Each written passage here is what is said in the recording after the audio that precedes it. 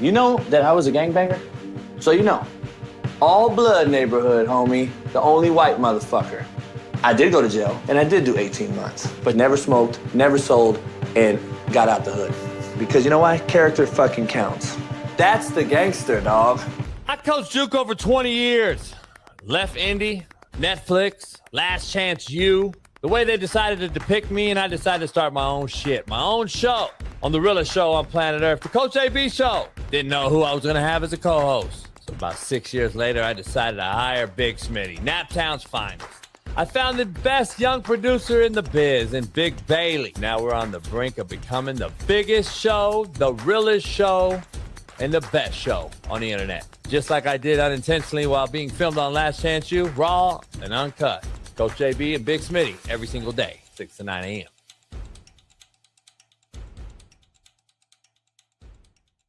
I'm kind of a fucking big deal, bro. What up, what up, what up? Sports Encyclopedia.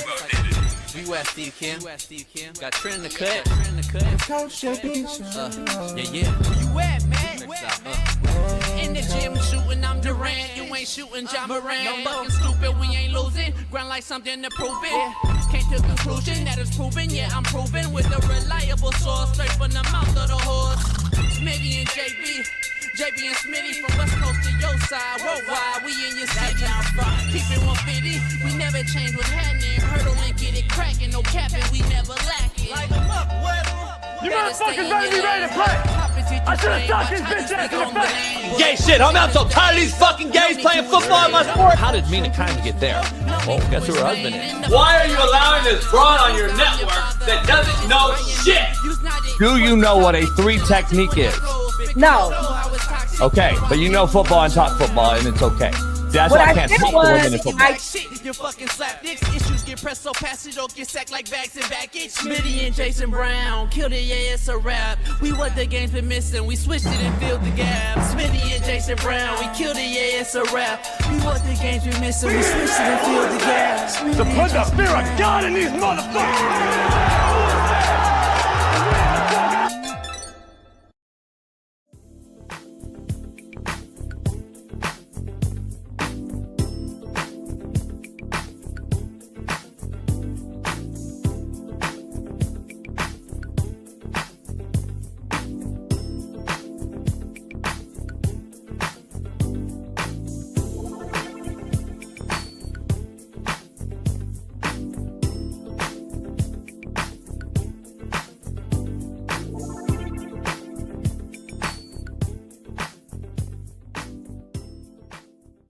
City, man. LeBron is fucking garbage.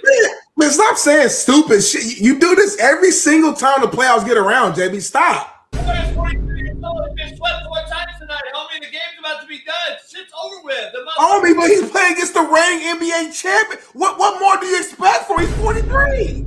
Homie, don't give me the same excuses. Why when the show watch when the show starts, homie, you're gonna get the same damn excuses as normal, homie. No, man, I'm gonna keep it real. They don't got Luka Doncic on the court. They're missing 30-something points per game. Wait, are we live? Oh shit! Homie, hold on. Let me Oh shit, we live? Motherfucker right here. Anyway, man, what up, man? Anyway, man, fucking LeBron. Fuck it, just leave Smitty in, man. Let's just do the show from fucking Jump Street, man. So ghetto, man. We live right now? I don't know, man, but I didn't know, baby, we were live. God damn. Anyway, you got a little. I guess you got a glimpse of what behind the scenes look like. LeBron garbage. Let's dive right into it, man. Smitty will argue the whole way my lead in. He'll probably interrupt the lead in. In somewhat breaking news, though, the Cowboys will go to play the Giants on Sunday night, first Sunday night game. So what up? We're here now. Anyway, man, let's talk about this number, Smitty. 3 times. 3 times until tonight. It'll become 4 times LeBron has been swept. The same amount, in fairness to, even though I know Smitty is a Kobe guy and not a LeBron guy, he's been swept the same amount of times as Kobe and Jordan till tonight. But this will be the 4th. The argument is, Smitty, we were just arguing, well, this will be the 22nd year, and he's 41 years old, and blah, blah, blah. Well, guess what, Smitty? Shouldn't he have more titles then? Shouldn't he have like 5 or 6 of those 10 appearances then? I'm not trying to figure it out. He has gone from super team to super team, and y'all gave him a pass. Not y'all, Smitty, but y'all. But now he will get swept for the 4th time in a playoff series. By the way, he's been swept twice in the finals. You know who never got swept in the finals? Kobe or Jordan. Kobe or Jordan. Guess what? 2007 NBA Finals, Cavs lost to the Spurs 4-0. 18, Cavs lost to the Warriors 4-0. 2 years ago, they lost to the Nuggets, I believe, in the conference finals 4-0. You know what the common denominator of every time he's been swept is? What? That team won it all. But that's the LeBron's fans' excuse. They're like, well, at least he lost to the best team in the world that year. Yeah, you're right about that. Smitty, this Laker team's old because of LeBron. And as great as his numbers are this year, in fairness, at 41 years old, the man will be on some sort of NBA all NBA team. I don't know what team, first team, second team, I don't know. So in fairness, unbelievable. His stat line, better than SGA right now in this playoff. But SGA is not needed the same way as LeBron because they're fucking winning by 30 every game. So this is to me, a horrible watered-down league, as you know. I'm the old man on the porch yelling at the clouds. But we also give out trophies yearly in this league that, to me, don't belong in the right hands. But let LeBron do his farewell tour next year in Cleveland, please, and get this fucking roster for LA revamped because this roster is shitty. The Wemby got kicked out, Smitty, last night for an elbow. Wow.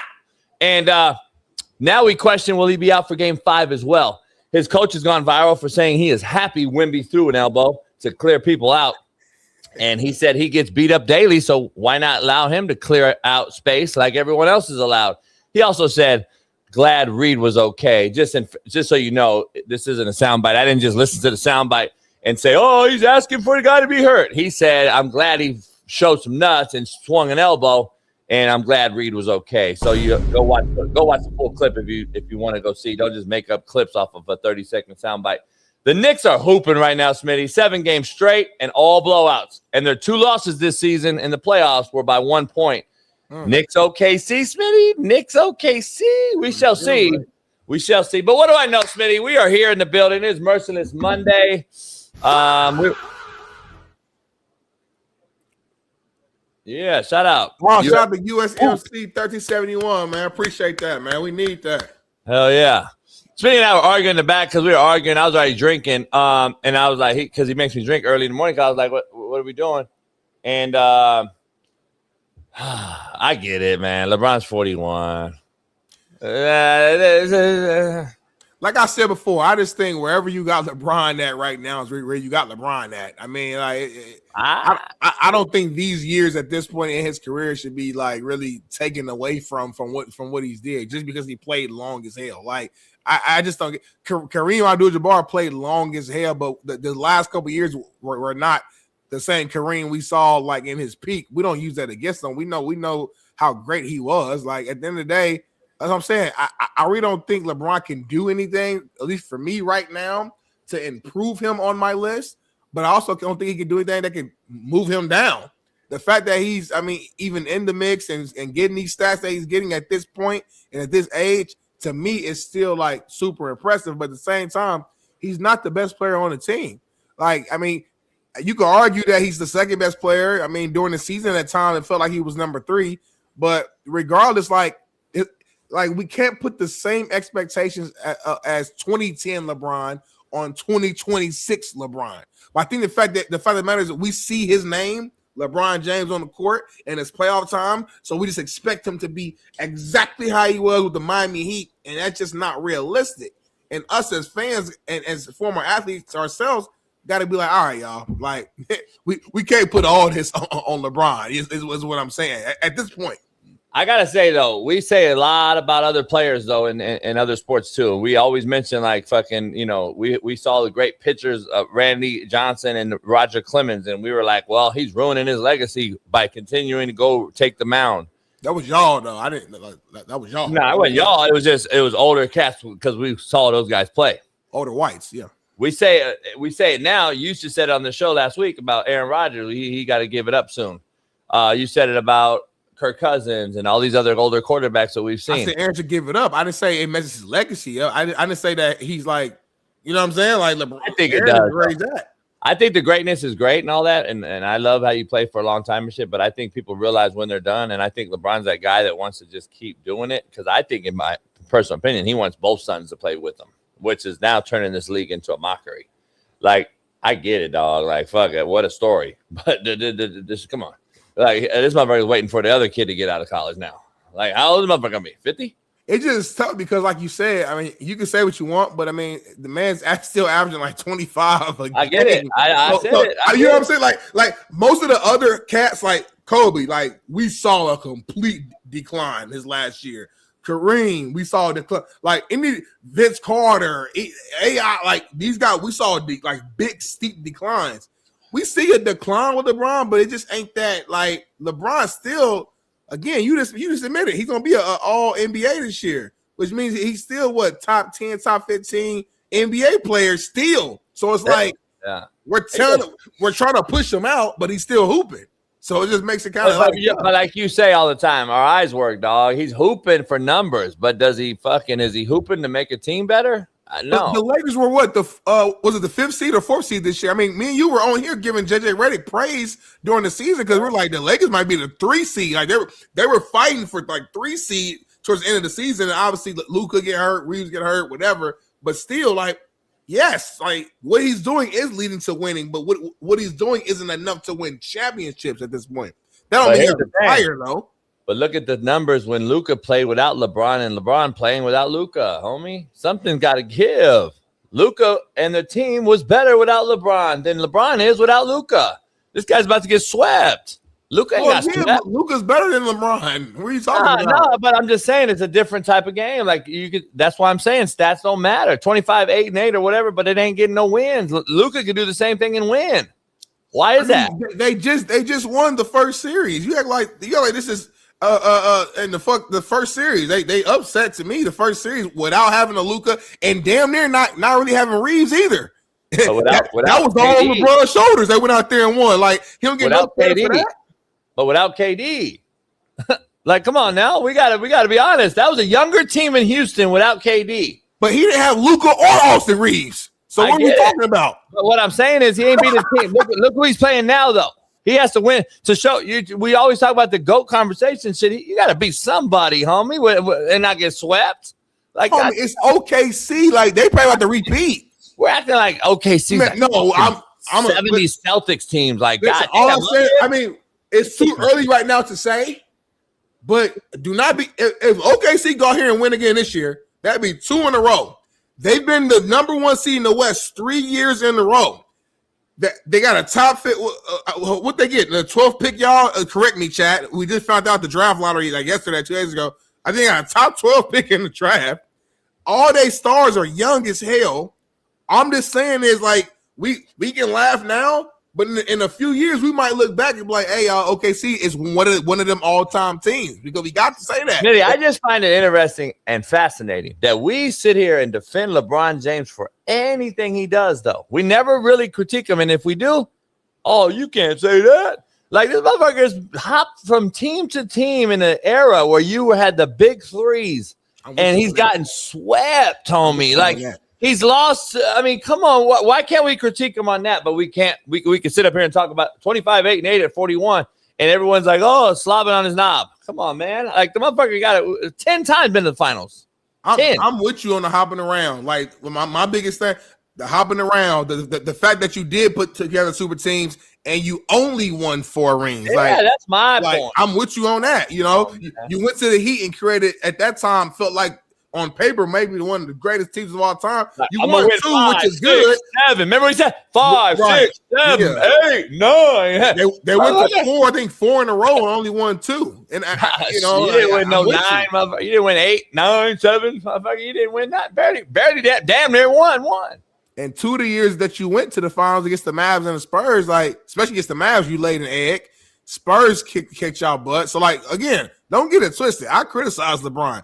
I'm just saying right now at 43, me as a 32-year-old, I'm at a better place in maturity in my life where I can try to take a step back and try to look at it from a logical standpoint. I cannot, and I got to be fair though too. I can't criticize every single little thing. He's 43 or 42, whatever he is. He's 40-something years old. You know what I'm saying? So my thing is this: if y'all think if you had LeBron as like number 5 overall in your list coming into this season, he should still be at 5. Is what I'm saying. Like it shouldn't be like, he got swept. He ain't even top 10 now. Like, no, come on, bro. Like, because Jordan and them had already been out at year 17, year 16, whatever. So LeBron gonna get punished because he's still playing well and breaking records after that point. He can't get punished for playing longer and because he's healthy and he ain't had no injuries. Like, you know what I'm saying? Like, punish him because of the stuff we just talked about, the hopping around, the super team, not winning enough, etc. But don't punish him because he's 40-something years old putting up 25 points. Yeah, I just want to make sure that we make sure the same criticism goes out for losing at 41 as you give him for winning at 41. Let's make sure we're clear here, because he can't have his cake and eat it too, dog. At some point, you got to call it for what it is. Is he the guy or not? Like, you can't say 41 stops me from getting critiqued. I'm 41. I'm getting swept. He's 41, JP. He could get swept. Nah, he's still playing, homie. You gotta wait up. What are we doing? So he's just exempt out there? This motherfucker just running around and just packing his stats? Like, come on now. That's fair. My only pushback though is like again, and I always use Kobe as an example because I know we both have a shared love for him. I'm telling you, we were not looking at Kobe's farewell tour. We were not looking at him like, oh man, this is killing his legacy, man. Kobe was not good that last year, bro. I'll be real with you. He just wasn't.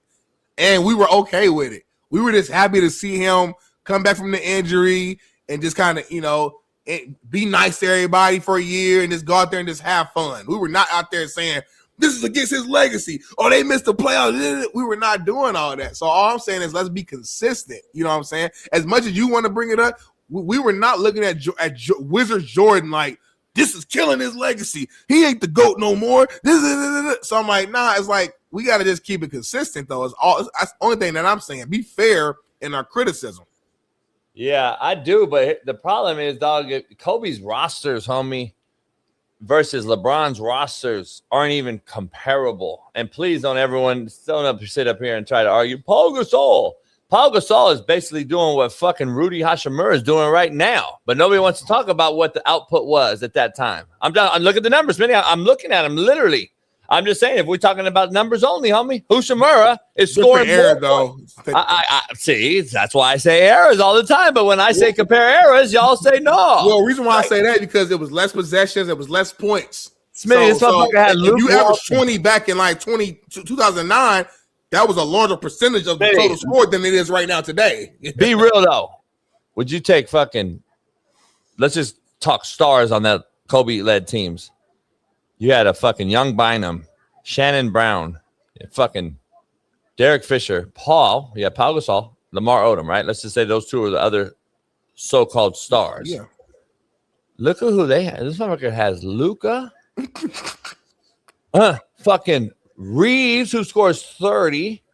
You got fucking a bunch of fucking dudes in his career. Kyrie, fucking D Wade. I can keep going. This motherfucker had Jordan Farmer.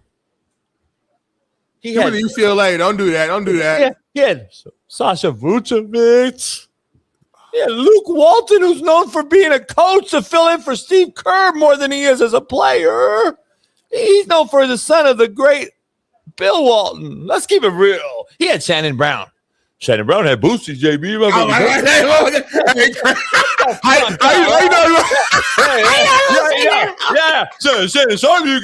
Shannon Brown. Shut the fuck up. Shannon Brown was fucking Chris Brown looking motherfucker. He was horrible. He had crazy Brown stuff. Dunk on you, JB. Shut the fuck up. He was fucking horrible. Like, come on, man. You motherfuckers really comparing the roster. Look at Kobe's rosters, homie. Stop. DJ Beninga. Yeah, DJ Beninga or whatever. Beninga, homie. Anyway, man, this show's brought to you by fucking Underdog, Smitty. We got a quote of the day right out the gate. Use our promo code CoachJB. Get $50 on a $5 deposit today. Smitty, be strong enough to stand alone and smart enough to walk away. Yeah. That could have been a CTV. I like that one, homie. That was hard. Nah, I can't. It don't work. Because it's kind of like two things. It's like be strong and be smart.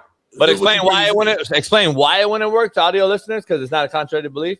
I mean, the more I look at it right now, it wouldn't work because it's kind of like one overall statement. It's not like it can confuse you as two statements because there's a comma and, but when you really read it, it's really one together solid statement. Be strong enough to stand alone. Yep. And smart enough to walk away. Contrary to belief, that don't make sense. See what I'm saying? Yeah. That would make no sense at all. Yeah, it don't make no sense. So you're wrong. Admit it. Horrible. Yeah. Contrary to belief, brought to you by Underdog. Now you get to see the difference. Okay. Smitty, just because it is taking time does not mean it is not happening. Contrary to belief. Right. Now that makes sense. Now you get it? That made perfect sense. Yeah. We got a lot of recharge in the chat. Now you understand the difference? Because that one had like two separate, it was like a comparison. Just because it's taking time, does not mean it's not happening. Right. And then the quote of the day was what again? Be strong enough to stand alone and smart enough to walk away. You said it a little faster to make it sound like there's not a break in between, but there was a little bit of a break in between both. I'll leave it at that, though. Explain the difference. Yeah. Anyway, we'll explain it tomorrow, man. Whole question, Smitty. Let's just get to brass tacks. Will LeBron be a Laker next year? Go. Ooh. Will LeBron be a Laker next year? I gotta say, yeah, man. I think it's too much business going on out here off the court. Also, he got Bronny out here as well. I don't think he want to be separate from Bronny. I thought about, could Bron go back to Cleveland for his last year, be on the Cavs?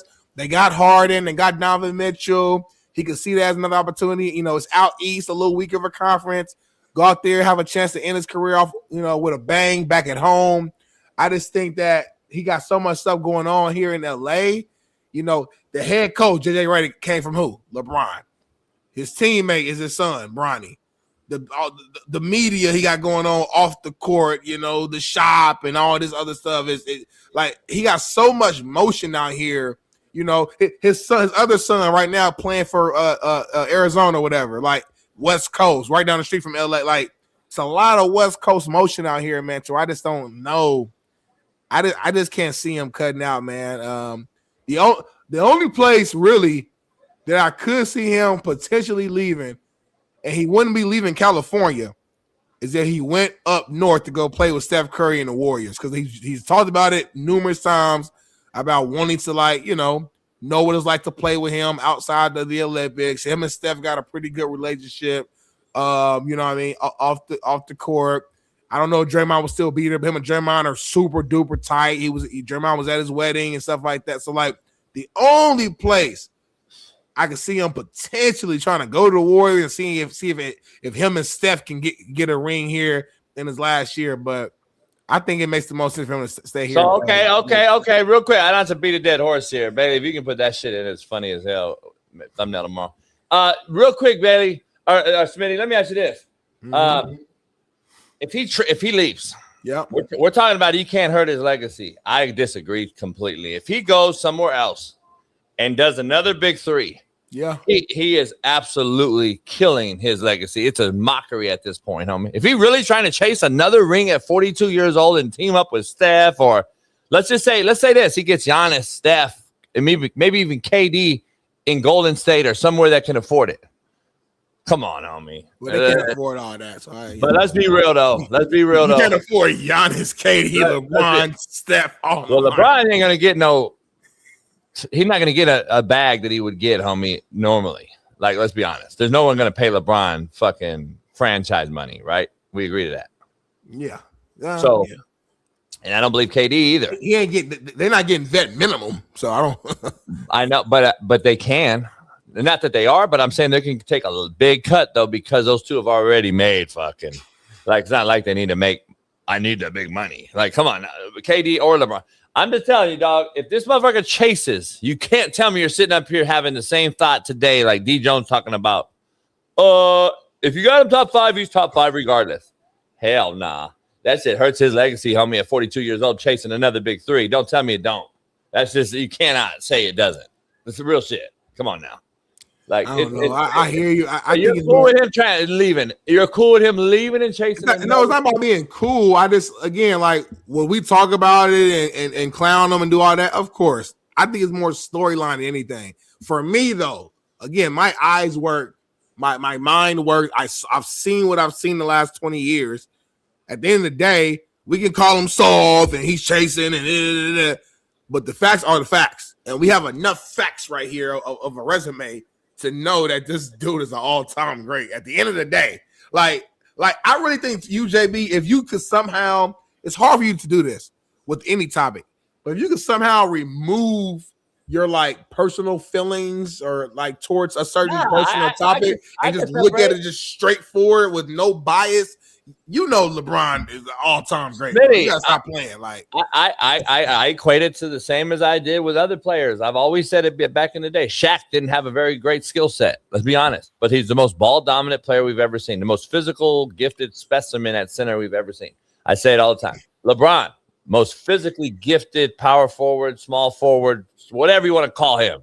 Ball handler at 6'9". Magic Johnson, but times 10 athletically. All that shit. Freak of nature. I never said he's not. I'm just telling you, like, if we're going to say that about him at 41, then we also say, what if he just stayed in Cleveland like Kobe stayed in LA? Would he even be discussed today? Having 0 rings, maybe one, 0 rings, and sitting there in Cleveland the whole time. We wouldn't be talking about him in the same light. Keep it real. We'll never know. But that's what I'm saying. So I hear you. You never know. You're making my point, though. If he didn't chase big threes everywhere, would he still be the same guy we're talking about today? Or would we be saying, damn, hell of a freak of nature, man. He damn near he D-Rose, man. If he didn't get hurt, that's what we'd be saying about fucking LeBron right now. But I don't like the what if conversation because, like, what if the Bulls never got Pippen? What if Kobe actually got drafted and stayed on Charlotte and didn't get traded to the Lakers to be with Shaq? But this ain't that ain't the same what if. Kobe on Charlotte have 5 rings? Smitty, that's not the same what if, though. I don't know. It's a lot of what ifs. That's not the same what if, though. He controlled his what if. I mean, he demanded out. He wanted to go chase big threes. Yeah. There's a huge difference in what if Kobe didn't go here and Vlade Divac didn't get traded for Kobe. And that's a different scenario, homie. This is happening post career start. Like, it's not pre where you can't control the draft. This motherfucker got options. I'm taking my talents to South Beach. Like, come on, dog. This cat controlled that narrative. He controlled it. You talk about and show how powerful LeBron is in the NBA. He controls the motherfucking NBA. Everything runs through Clutch Sports and LeBron James, and he has a lot to say. So everyone makes the fake memes about him looking at players, and then the next time you look at them, they're gone off the team. He looked at Ayton last night. Or the other night. Just going around the NBA, he gave him that look after the motherfucker had fucking people that are talking. Ayton got Diddy oil hands or some shit. Have you seen that? LeBron is the Grim Reaper, homie. And LeBron look at you, it's a wrap. Yeah. the way you look, you know that behind your head look like everyone's gone. I hope Brian don't look at me, homie. I'm just saying, homie, like the flopping and all the other shit doesn't help his legacy, in my opinion. But real quick though, you really, before we move on, you really ain't got Bron in your top 10 though. Like take 30 seconds real quick just to think mentally, real quick. Forget the order. He really ain't in your 10. Let me ask you this: your 10. Dr. J has him at 15. I ain't heard nobody get. I never heard him get critiqued like. You know why? You know why though? Because Dr. J an old head to where like. He gonna look at his era in the 70s and all that 80s. Yeah. You know, cool. It is what it is. Like that's the era he played in. But what I'm saying is, guys like Hall of Fame great player like Dr. J is to many is an innovator on what he did. Dr. J, dog, like he ain't in my top 15. When he said it, motherfuckers was like, "Oh, shit, quiet and shit." Okay, but Isaiah Thomas said you to go, and you love Isaiah Thomas. So. Reggie Miller said it's you're comparing eras like I always say. Reggie Miller said he has the longest, best career, but he's not the best basketball player. He's had the best career, Reggie Miller just said. Like, there's another point of view. Like, I bet you Reggie got him top 10. Oh, I'm sure he does. Right. I mean, well, he said he had the best career. So I'm glad you said that. I'm sure he does because like it's such a. No, he said he had the best career. Like, if you don't got top 10 and like you're somebody who looking at it from a blank canvas, again, Dr. J played and he got certain respect for people he played against. I get all that. Just looking from a blank canvas though, with no bias, and you look at the totality of LeBron's career to not have him top 10. It's crazy. It's all fucking. But like yeah, it's all objective. It's all subjective. It's all fucking.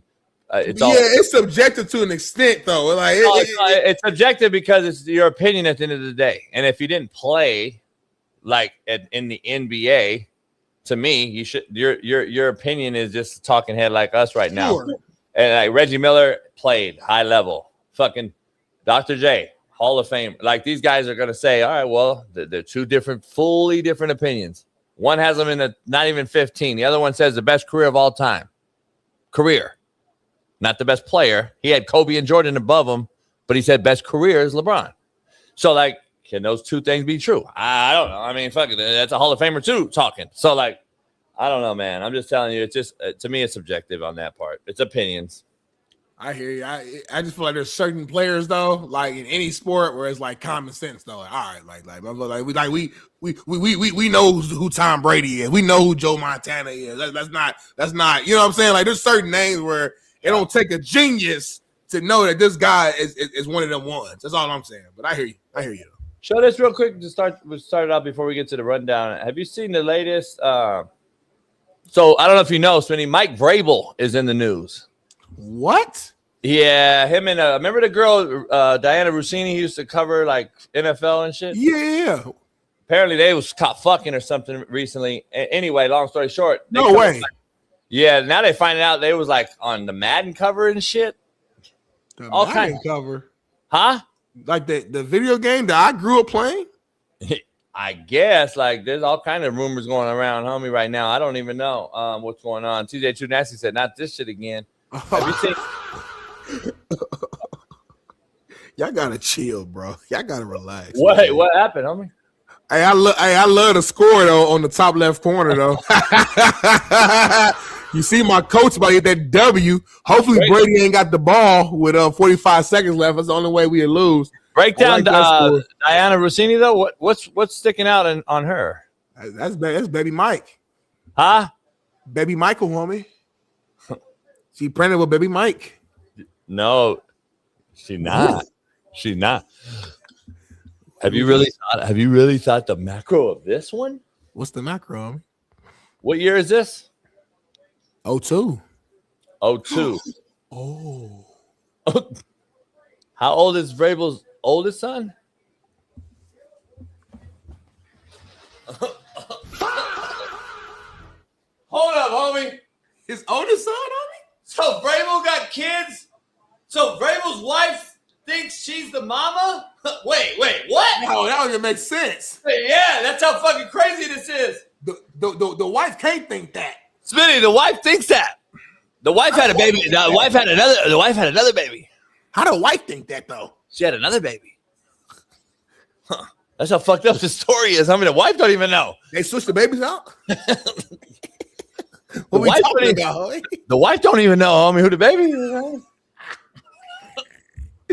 Y'all gotta chill, man. Oh, chill man, Vrabel, man. AI's a motherfucker, homie. I can't wait for I'm gonna do one now. I'm gonna have like a slap big yacht in the back right there pulling up. You love AI, homie. It's hilarious. This shit wild, bro. Love it though. Like as much as you talk crazy about this generation and y'all don't invent nothing, you love AI. Like this shit ain't ending no time soon. Did we realize? Can we at least agree to that? I don't know, man. I still ain't seen them actually in the bedroom. So, you know, people are posting that you and Shaun King had the worst take of the year so far to date, thinking that Across the Rocks was help. Was next week? What was that? They said you said that he was helping her across the rocks. They said it's the worst take of 26 so far. Who's they, the homies? Some nobodies. D Jones. Let's keep moving on. Story getting old, man. Like he getting mad a little bit that we keep talking about it. It is. Unfortunately, Gene, not producer. Let's keep moving on. Victor Wembanyama, Smitty, your guy. Let's talk about this. Yeah, man. Victor Wembanyama, man, was ejected yesterday, man, from the T-Wolves Spurs game 4 after receiving a flagrant foul, penalty 2 for elbowing Naz Reid. Look like he's just out of frustration. You know, Wemby gets hacked a lot. Feels like he doesn't get, you know, the right calls, man. Look at this. Look at his boy in the back, though. His own teammate. It was like, ooh, shit. Wemby's done. like that. Because when I first seen it, homie, I thought Wemby was trying to just get the ball and it was just bad timing. But look at his eyes, though. Boom. Oh, yeah. You saw, buddy. Like, I'm elbowing you, buddy. Look at his buddy, though. Yeah. I like it, homie. I ain't gonna lie. I like this a lot. It's feisty, homie. I like it. I love it. You know what? You know why I like it? I'm with you. You know why I like it more? Why you like it more? Because he's showing that he's not going to be infiltrated by like the Holly weirdos of the NBA who want soft, pussy, LGBTQ topics. He's like, fuck that. This is my first playoff run. I'm setting the tone as the new guy, the motherfucker. I'm the new motherfucker. I'm the face, homie. I'm not going to soften this shit up. I'm going to be who I am. If I get ejected, so be it. I just don't get it. LeBron has been throwing elbows all series long against OKC. He hasn't even been thought of being thrown out. He ain't landed one like this. That's clean, though. It's clean. No, I get it. But I'm just saying, we're throwing out stars for this. Like, I get it. Give him a technical, homie. Give him a whatever. Let's move on. This shit just, to me. I'm with you on that, homie. I'm sorry, y'all. Sports fans, everybody's watching. The rules got to be different for your superstar players. This is Victor Wembanyama. This is somebody who he ain't the best player in the league yet. But we see the trajectory. He's going to be the best player in the league. The guy's a freak. And you eject him from the playoffs. I'm not privy to the metrics and the numbers behind the scenes, but I guarantee you when he got ejected, a lot of the viewership went away. I guarantee it. Because there's a lot of casual fans who don't care too much about the playoffs for real, but they know Wemby. They like Wemby. They want to watch Wemby. And you eject him from a playoff game over a little elbow? Get up, man. Give him a tech, whatever. Put Naz Reid at the free throw line and let him go out there hoop. Reid got up. He got up. These are grown men out here. It's the playoffs. It's physical. Give him a tech, like I said, and then bring him back in the game and let's finish, man. That's the part I agree with JB on that. Who was old buddy? Go ahead. Nah, I'm saying real quick. When I saw this, I turned the channel. I was like, I ain't about to be watching this game and you ain't got your stars playing. Who was old buddy? Who was buddy we just talked about? Which buddy? He ended up getting a fine or something, and then he paid money. Who was it we were just talking about? Come on, buddy. It was just last week or 2 weeks ago in one of the series. You got it was first round. Was it the Knicks game? It wasn't it. You say he paid a fine. Was it Ant? Who was it? I know you're talking about that. Was it Ant? Was it Ant? No, it wasn't Ant. Was it somebody did something? Paid Jaylen Brown? No. No. Well, who just got fined? And we were up here arguing. We were talking. Fuck, who was it? We were like, man, that's crazy. Who the fuck was it? Hey, who was it, homie? Because I remember the conversation. He didn't miss multiple games though. Whoever it was, the conversation. He didn't miss none. I don't think. He didn't miss shit. So, it was egregious. It was worse than this, homie. Everybody saying it was Jalen. No, it's Donovan Mitchell. Was it? I thought it was. Fuck, no, it was Melo. It was who? It was LaMelo Ball. Oh, LaMelo Ball. He grabbed that leg. Yeah, grabbed the leg. That's right. LaMelo Ball. Yep. If LaMelo Ball didn't get all he got was a fine. Yeah. To me, that's way worse than this. How he did it, the injury was much more. The possibilities of the injury LaMelo caused could have been much worse than this. If he gets suspended, homie, that shows that the league is just so skewed. Like, keep it the same, homie. It better be the same because LaMelo's shit was egregious. Like, that was bitch made. This right here is like, clear the fuck out of my way, motherfucker. You've been hacking me all game. There's a difference to me. These are standing up on their own 2 feet. The other one was a bitch on the ground. Fucking, that shit is like most vulnerable position you can be in, homie. That's like undercutting a cat, at the rim after dunking. You know what I'm saying? Like, yeah. To me, dog, this right here, he better not be suspended because LaMelo didn't get it. That's the guy, LaMelo. Ain't no way they're gonna suspend him, buddy. That'd be insane. That'd be insane. The commissioner got to step in for that. I'm hearing they are, homie. Wemby on me? Yeah. You gonna be shocked if he's suspended? Come on. I kind of am. Like Wemby? You know what I mean?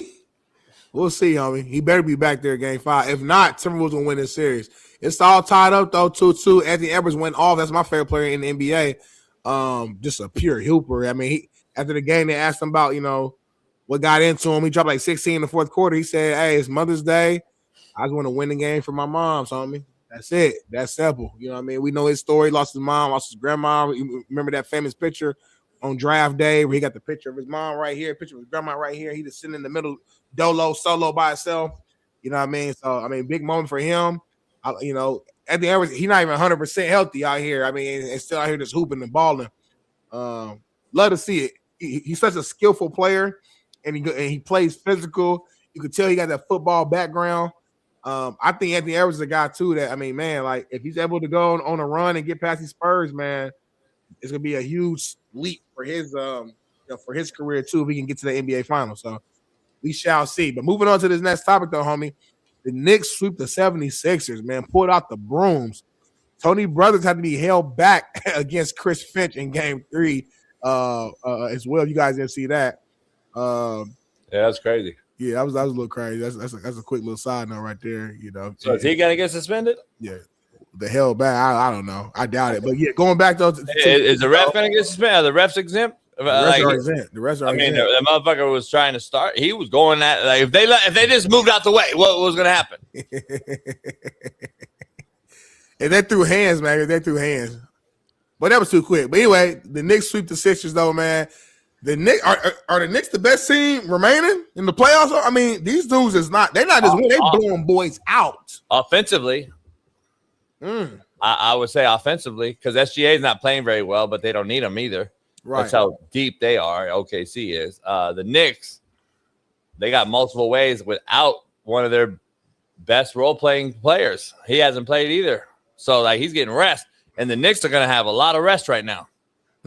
So they're going to get a lot of rest right now. Which could be good or bad. Yeah, well, you can do multiple things. You can rest, you can scrimmage each other now, and you can one day Cleveland Cavs, one day Detroit Pistons. That's kind of how people do. You scrimmage both teams. You figure out if we play them or if we play them, you got a lot of time. If Cleveland ties this up, you're looking at Game 7. This is 2 weeks away from playing. Yeah. The Knicks got a lot of time off. Like, they damn near go to Cabo without gone fishing. Yeah, it'd be kind of cool. Like a good little reflection, reset, you know what I mean?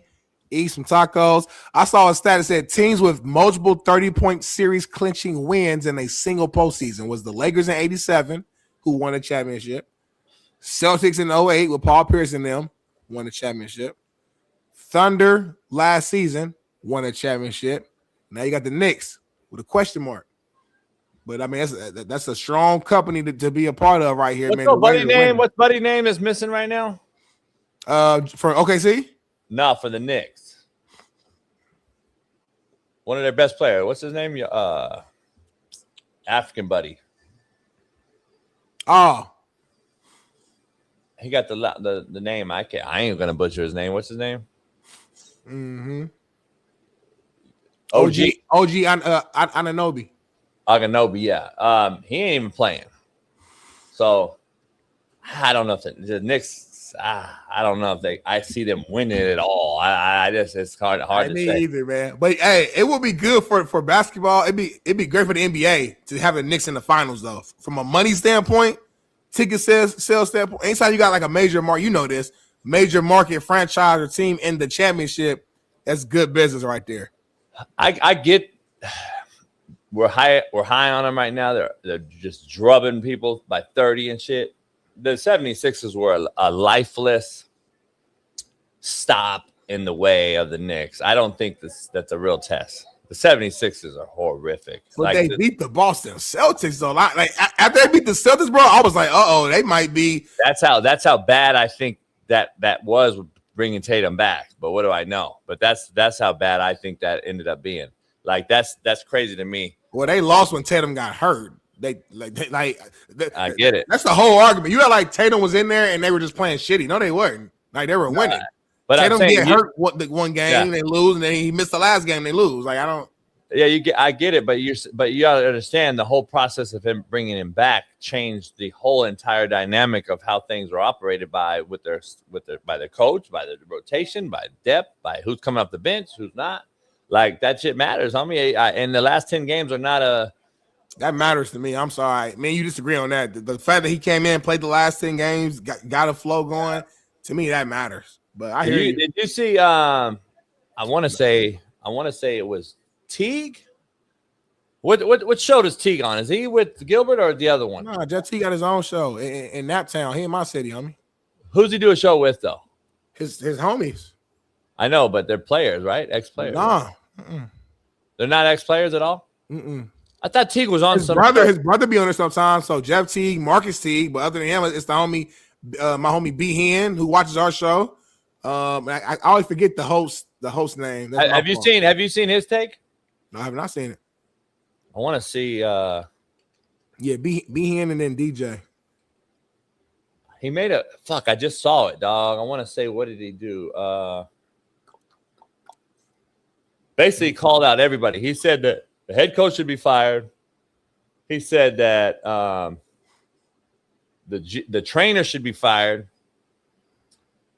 What else did he say? He said someone else. Oh, the GM. I don't know. He said, but he was calling out everybody. I just saw it. He said that they all should be fired for bringing Tatum back. Clearly taped his ankle or his leg up. Not. You know, they knew he had a calf issue. They kept playing him, and he said, at some point, you got to save us from us, meaning we want to play. We're going to play. Like we want to play. Maybe it was Brandon Jennings who said it. I don't know. I don't know who it was, but I just saw the clip, though. It's a very interesting take. What show's Brandon Jennings on? He's on there with Gil and them. Okay, so maybe it was him that said it. I don't know, but I wish we could find that take. I want you to hear it. Because I'm going to see. Let's see. Hit that like button and subscribe to become a member today. We'll definitely love to hear. But just based upon what you said, though, I mean, I disagree with him. I hear what he's saying, but I mean, like the star player is going to have that last say at the end of the day. Like it's always been that way, you know. Kobe, how many injuries Kobe had that he played through, homie? So many situations where you probably should have set out, where he's like, "Nah, I'm playing." AI, same way. So many like big time stars who probably should have set out, but they say, "Nah, I'm playing." So you know, if that is the case, and Tatum's like, "Nah, I'm playing," then that's on him. As athletes, we know the risk. You know what I'm saying? Like he ain't have to come back when he came back. He felt good. The doctor checked it off. Everything looked good. So sometimes things just happen. Like you can never fully prepare for what a full basketball playoff environment is going to be and going to do for your body. You know what I'm saying? It's just one of those things you can't do. The doctor's job is just to look at the actual, like the health of you and say, hey, well, everything's healed and the strength is here and like check off the boxes. But there's certain stuff you can't just read. So I don't blame the doctors myself. Yeah, the take was very interesting because it's kind of similar to what I was saying, dog. I just think you have to sometimes save the player from the player because I don't know if he was ready. And listen, people, you would have called him soft if he didn't return. Yeah, you would have, exactly. I wouldn't have, though, because I didn't expect him to return. Like, he came off an Achilles.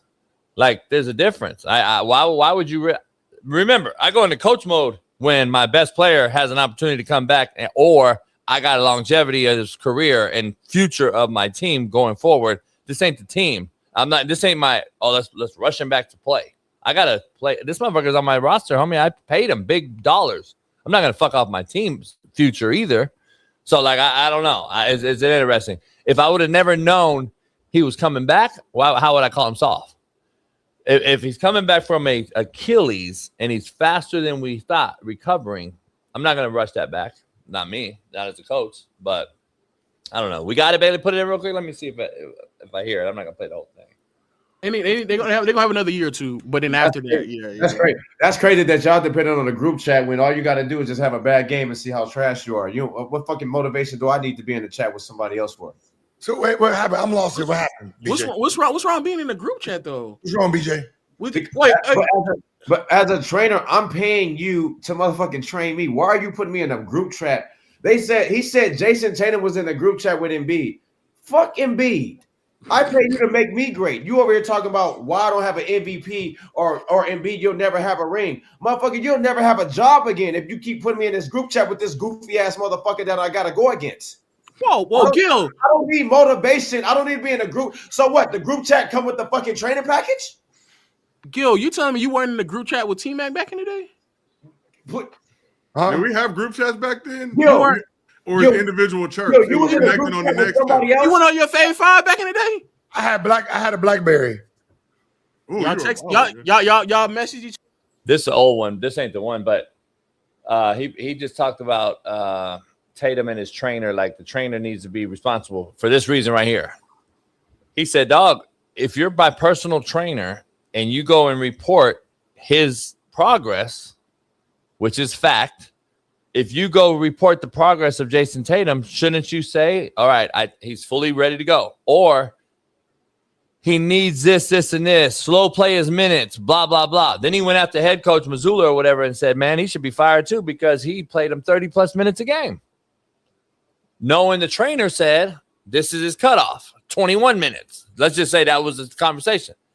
There's both parties that are involved. I mean, it's negligence. It is negligence. And the player, Smitty, to KG and Kenyon Martin's point, we all were going to play. Smitty, we were going to say, fuck that. We're playing.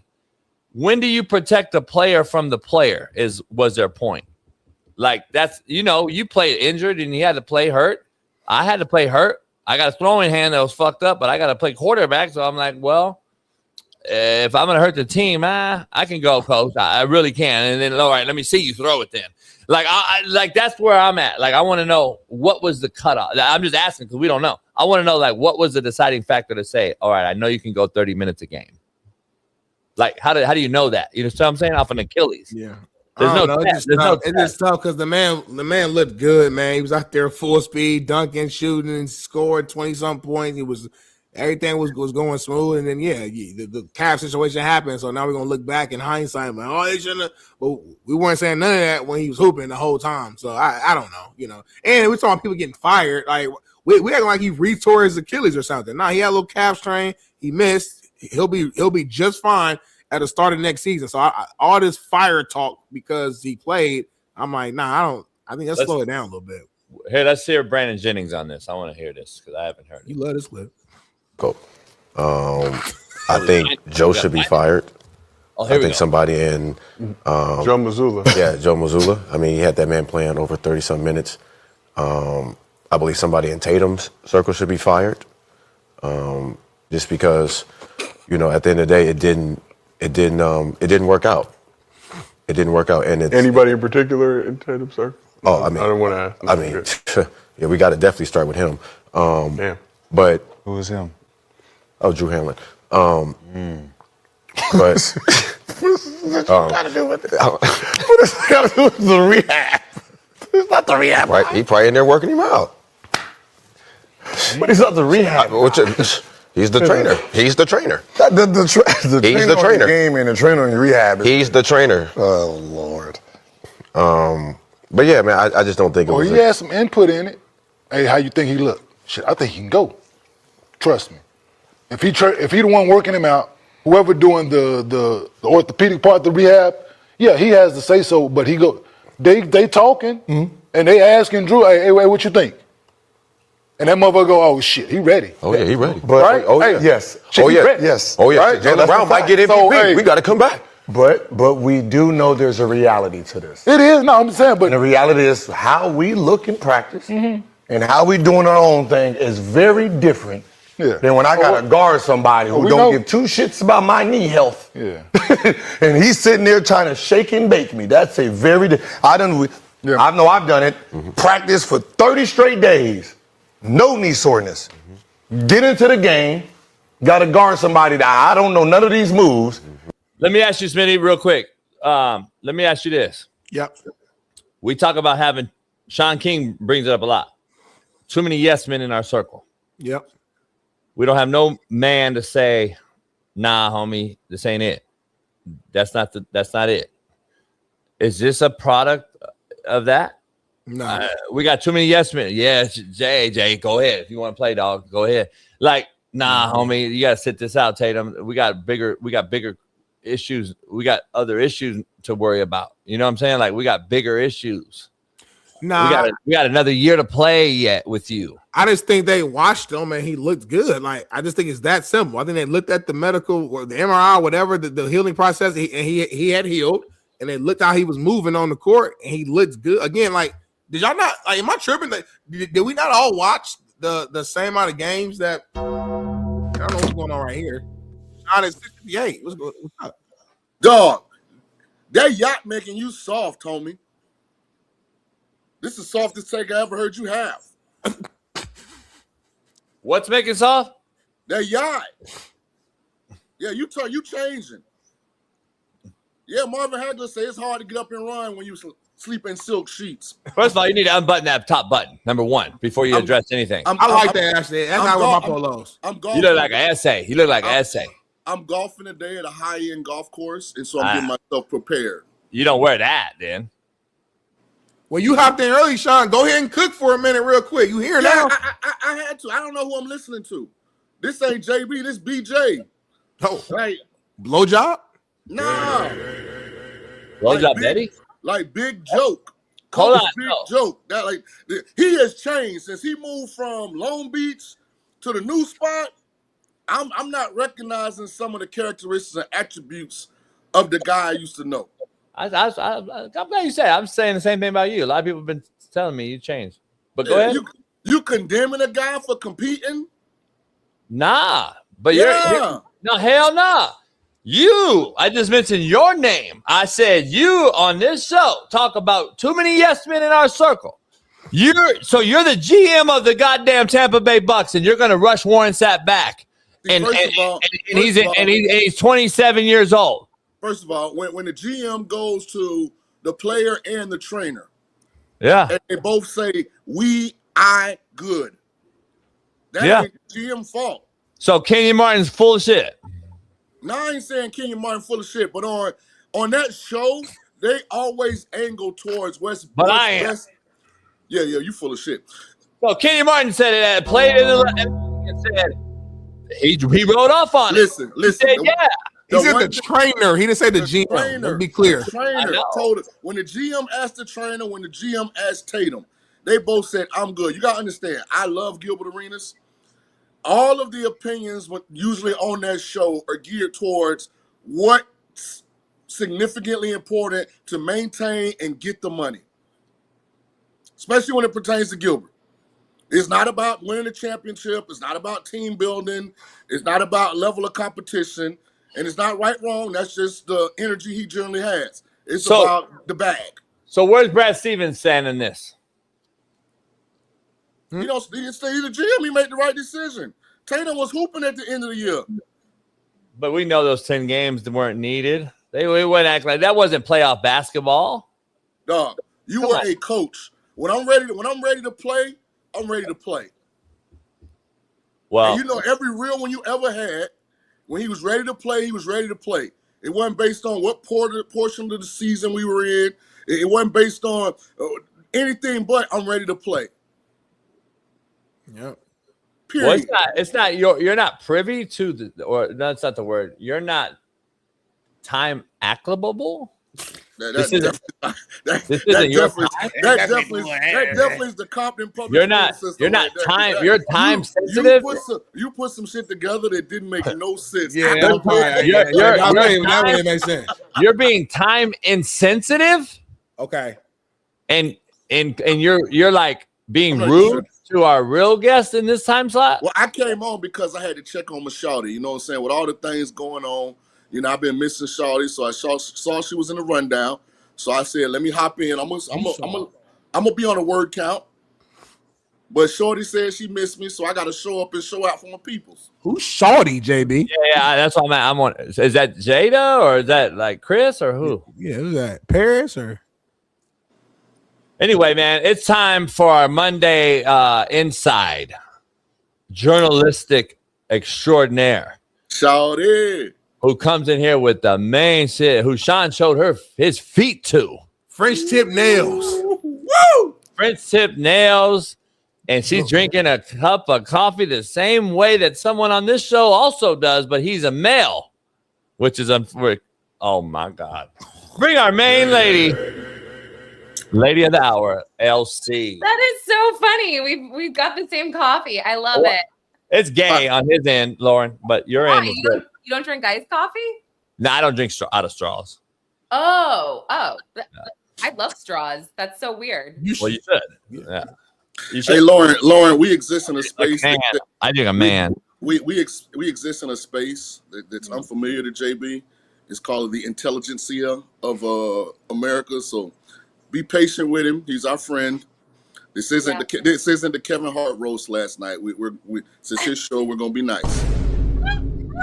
Yes, I mean I'm always nice. I don't know about you. I feel like I'm always nice, but you are good to see you, by the way. Thank you. I know. I do miss you. I miss your feet, of course. I mean, I didn't like that segment. I still get flashbacks. I'm glad I was on that day. I was so that was great. I would say the edit job, whoever did that was brilliant. So brilliant. Paris. Paris' best friend is Kareem Steffens. Black I don't know if you know who that is, but you know that is. No, it's good. You don't need to know. She has a nickname. It's Superhead. So just throwing that out there. God. Just throwing that out there. You sure you need me this morning? You sure you need me? Yeah. We need you. There's a lot going on. First of all, you covering this alien shit like no other. I am. So I gotta know. Are you? We gotta know right out the gate. Is it a conspiracy theorist, LC, or is this something you're passionate about, you believe in, and now Donald Trump has released so-called the files, and you're on top of it? Go. I mean, the files. I will say right now, I think it's pretty cool what they're trying to do. I just don't. He's never going to be able to release everything, of course, because it's not up to him. And I think that's the whole thing here. Like, so while I think it's a good sentiment, what he's doing, it is also a distraction, because we're never going to get what we actually want here. And what these files really showed us, nothing new. There's no new information. There's nothing that I would say, there's no resolution, right? Somebody will write to the FBI director in the 1940s, whatever, of a sighting. And it's not like they confirmed this sighting, right? Like this is 100% confirmed. Nothing's confirmed. So like, while it's cool and it's like it's nice that they're aiming for transparency, it's really not much. It's not much. And also people that live in the UFO space and the UAP, alien, all of that aerospace world, this is also nothing new to them. They're just like, oh, cool. This is something for journalists to talk about, to distract us from Iran and, the Epstein hearings getting canceled. So, I go back. I'm with you. Yeah. But I really am into this because I love the fact that dating back decades, the government has always taken UFO sightings seriously. They always have, which is kind of cool. It's a distraction for that. You got this new Hantavirus bullshit floating around. The libtards are already wearing masks. It's fuck. By the way, I'm not wearing a mask. They're selling nurses and stuff to be ready for another pandemic. Fucking plandemic. Let's say plandemic, homie. It ain't no pandemic. I told my wife, I said, hey, baby, this go around. If it comes back, go ahead and just quit. I got us. I said, JB Show's paying me really good now. JB already said I'm going to get a raise here in the next couple of months. So I said, if a virus comes here and you don't feel comfortable being in that environment or getting another vaccine, quit. I'm going to take care of us fully 100%. JB going to give me a raise. We good to go. So clap it up for Smitty, man. He's fucking turning to the right side of things, man. Shout out, man. Shout out. Bump that Future, baby. You got that mask off? We need to start bumping that as our theme song. No, this is what Gene Hackman's wife died from. Yeah. Hantavirus. Yeah, I mean, you know what it is, right? You know, my mom's a doctor that she talks about viruses all the time. Break it down, JB, real quick. Yeah, break it down. So, by the way, this is specifically from one thing. You know what it's from? What? The only way in the world you can actually get Hantavirus. You know what it's from? No, where? Rat shit. Yeah. Not that shit. Rat with an R. That's the only way you can get it, Smitty. Rat shit. I hate snitches. So do you realize? So you know cruise ships are known to have rats on them all the time. I didn't know this. I just knew this from Gene Hackman's farm. There was like mice or rats on the farm. Yeah, rat droppings is what. And so what happened is the rat droppings. The dogs probably ate a rat. My dog eats a rat all the time, and that's how they got into the house. And it has to be, unless you're rubbing rat shit on your face, you're not getting it from person to person either, by the way. So this is a complete bullshit. Another thing. By the way, Lauren, I don't know if you've covered this story, but yeah, the Disney cruise ship. I saw that. So you got the Disney cruise ship with 28 fucking pedos on it. No one discusses that. We're just talking about a cruise ship with a Hantavirus with 3 motherfuckers on there that got sick, and we're making this the number one topic in America. Yeah, Stop. I didn't read beyond the headlines of the pedo stuff because it's so disgusting. And I mean, I guess right there, I didn't necessarily, I don't know. I didn't look too much into it, but there also was an outbreak of a norovirus on another cruise ship as well. Did you see that one? I mean, everybody was like vomiting and shitting their pants for like a week or something. So I'm all set on cruises. And now we got it in California. We got the first one in California, apparently in LA County. We have the first Hantavirus. And now we got, I think it was in New York. There's one in Atlanta. There's one in Texas or some shit. So like now that's going to be the new pandemic. People, but you just said you can't spread it from person to person, so I'm not scared, right? Yeah, exactly, and that's why they're making this a story that it shouldn't be. Because just wash your hands and drink water and go out and work out. You'll be good to go. Smitty, what if it's Joe Court's fault? And he hasn't really. He keeps ignoring this cloud seeding. What if they were fucking putting rat shit in that shit and they're spraying us, homie? But anyway, Lauren, we don't want to get into conspiracies. So I just wanted to make that up. All right, what's new? Any news on anybody, any sports figures, first of all, from Chauncey Billups?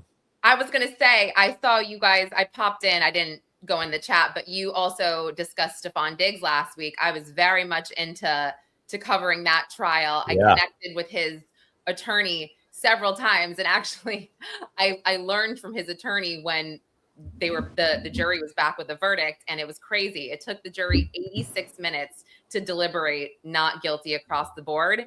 And I really messed up. I had gone to a hearing. I went to his arraignment in Boston. I just didn't think that it would be a super interesting trial. But then when Mila Adams got on the stand, I was like, I'm sorry, what is going on? Who is this woman and why are we even here right now? She might have been the most uncredible, uncooperative witness I had ever seen in my life. I mean, it was absolute insanity. And also this judge, super Democrat judge, not to make it too political, she was way too easy on her. I mean, Mila Adams, she should have been held in contempt. There should have been a mistrial at one point when she said out of nowhere, she's like, Mr. Diggs offered me $100,000 to recant my story. It's like, you just sat there on the stand and accused him of another crime. That should be a mistrial right there. And this was after she had already been so uncooperative, saying way beyond the scope of the questions. It was bad. It was why do you think Smitty and I discuss it all the time, and Shaun has also talked about this? Why, when the woman lies and gets caught lying, nothing ever happens, but that man's reputation is still always going to be up in question? It's always going to be, well, you were accused of, you should have stayed away. Like because I've had those conversations with my ex-players or players at the time that have been falsely accused of shit. Why is there no ramification or whatsoever consequence for the female that falsely does it? Well, the thing is, I think what people have to understand here is this is the Norfolk County that decided to take this to trial. So she, this police report she submitted was, weeks later. It was very weak. Even the police officer on the stand who, took the report kind of said like, yeah, she didn't have photos. She just said this is what happened. I mean, it was honestly insane that the DA brought this to trial. And Stefan Diggs' own attorneys even said, early on, kind of off the record, like, we don't really know if this is going to go to trial because we don't even know if the witness is actually cooperating.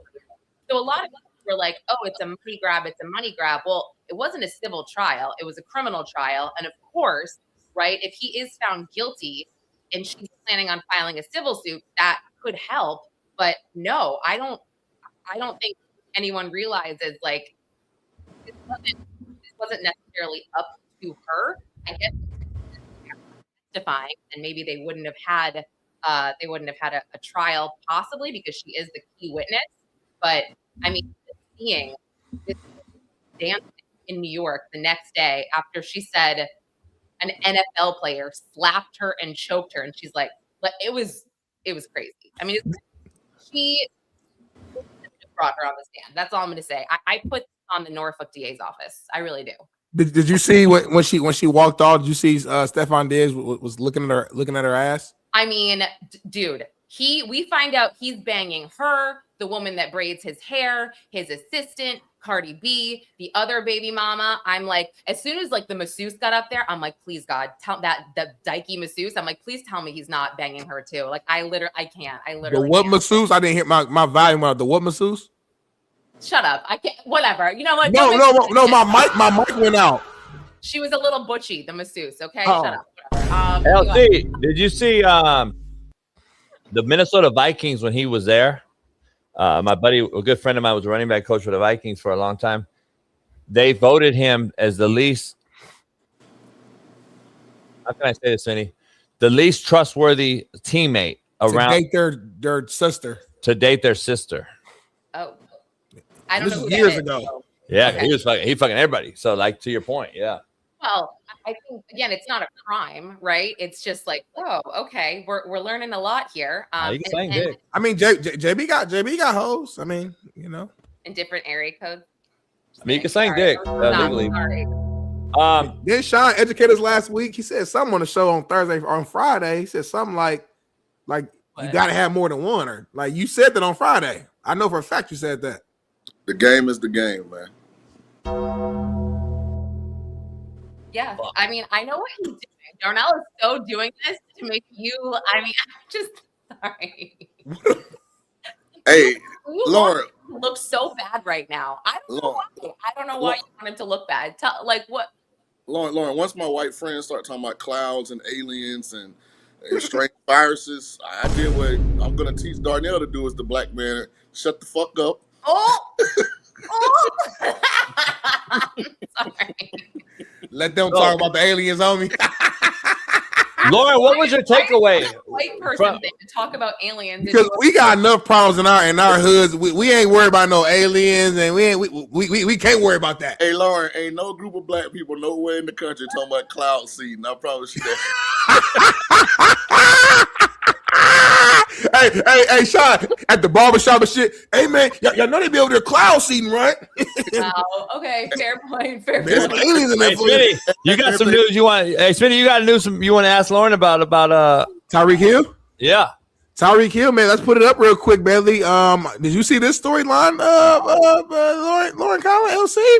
Tyreek Hill was facing a suit from influencer who claims he broke her leg from a football drill that they were doing in his backyard. Her name is Sophia Hall, social media influencer. This happened a couple years ago. I remember JB and I brought it up when she initially accused him of it, but it's finally, I guess trial is starting, and they were dating or friends or whatever the case may be.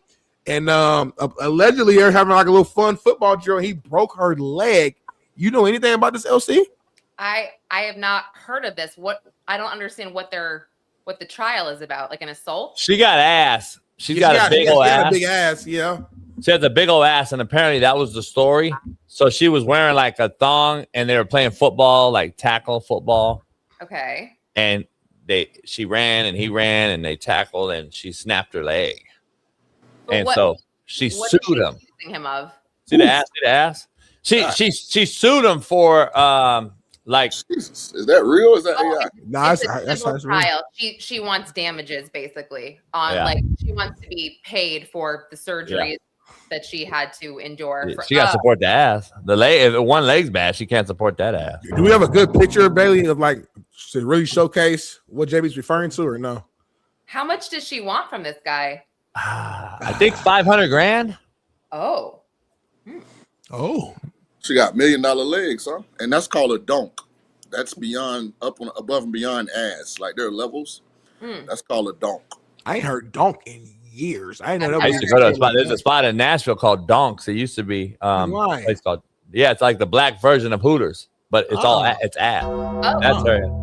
And she has a wide ass, Lauren. If you break down the ass, like Smitty and Shaun and I have different like shapes. She's more like wider and bigger, but she's a big out too though. Like yeah. She's a big female.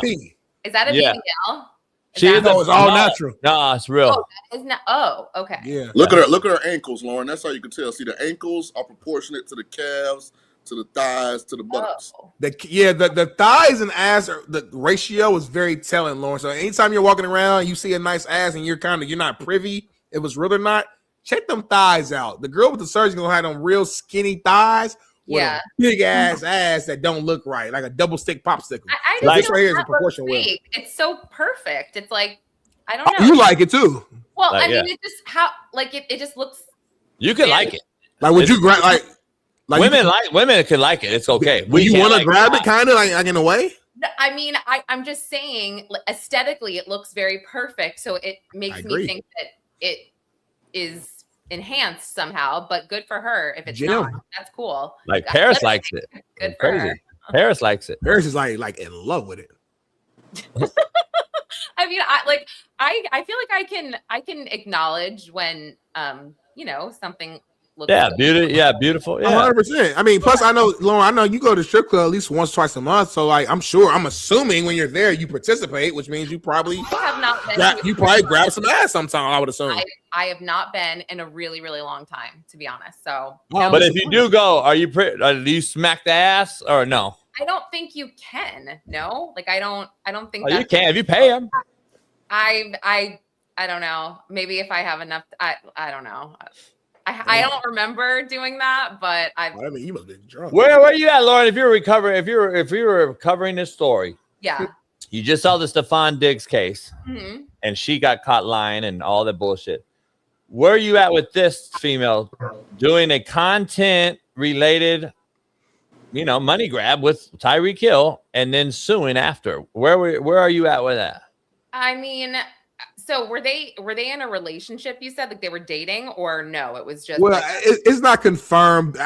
All we know is that they were friends. They're doing a football drill. She claims that she embarrassed him by doing a little move on him, and he got embarrassed, so he intentionally pushed her, and that led to her breaking her leg. It was on purpose. I mean, I don't know. Like, what sucks is like she wanted to engage in this, but she also didn't ask to be like shoved like she was an NFL player, right? And if she does need surgery and she's on the hook for all this money, I don't know if you should necessarily take someone to court over it, but I don't know. It's without knowing all of the information, I have a hard time like saying yes, this is the right thing to do or not. But I don't know. Like I guess it would kind of suck to have to, I don't know, spend all this money on something that I didn't necessarily ask for, if that makes sense. But I don't know enough, right? So they say he reached a settlement with her initially, resolving the civil lawsuit. But so I don't know. Well, then I don't understand. Like, it sounds like he was willing to. If there's a settlement, he was willing to pay something. He wasn't like, "Fuck you," like pay for this yourself. So. She want more. She should have made her sign an NDA. Should have made her sign an NDA and an agreement that something happened. They got to start doing that if they're going to do this crazy shit to me.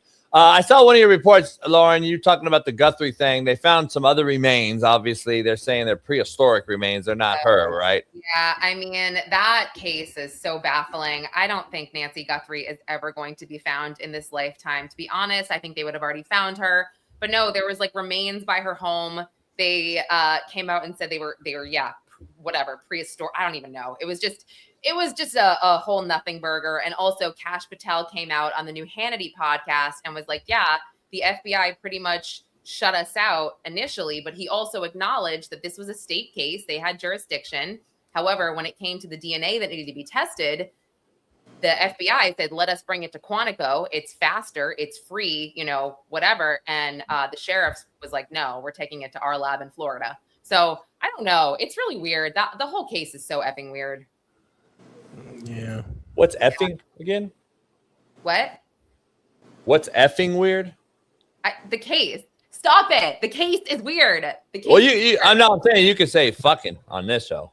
I know, and I have said it before. I just don't like to say it a lot. You guys always want me to do that. It's so No, you're lady. I never want. I want you to be yourself, whatever that means. Though, wanting me to say the word "dykey" again. You, Darnell, were like, "What was that? What was that?" That is the same. I didn't hear it clearly because you're asked the chat. You were going in and out for like the first minute for whatever weird reason. Your mic was going in and out. Really? No, you're good now. You stop it. It's perfect now, but it was doing that, so I didn't hear it all the way. Sure, just that one word, dykey. Got it. Show that, Bailey, real quick if you can get that in. This is another thing. Like, this is what I don't get. Like, so a lot of men try to help women in certain regards, right? Like OnlyFans, whatever. Okay. Feeds, show feeds, get paid. And these NFL players and these NBA players are using females for content, right? And then something happens, and then the female doesn't like it, and they sue, or they allege, or whatever. Like, when are they gonna ever put in something that says you can't do that no more? You're gonna get fucking thrown in jail. Like, how long can the women just keep lying and shit? Because here's my point. Like, I have a daughter, I have a mom. Isn't that taking away aren't you like downgrading when it really happens? When the woman really gets assaulted by somebody and then they come forward and say no, and then you're like, shut up, you didn't do it. You lied twice already.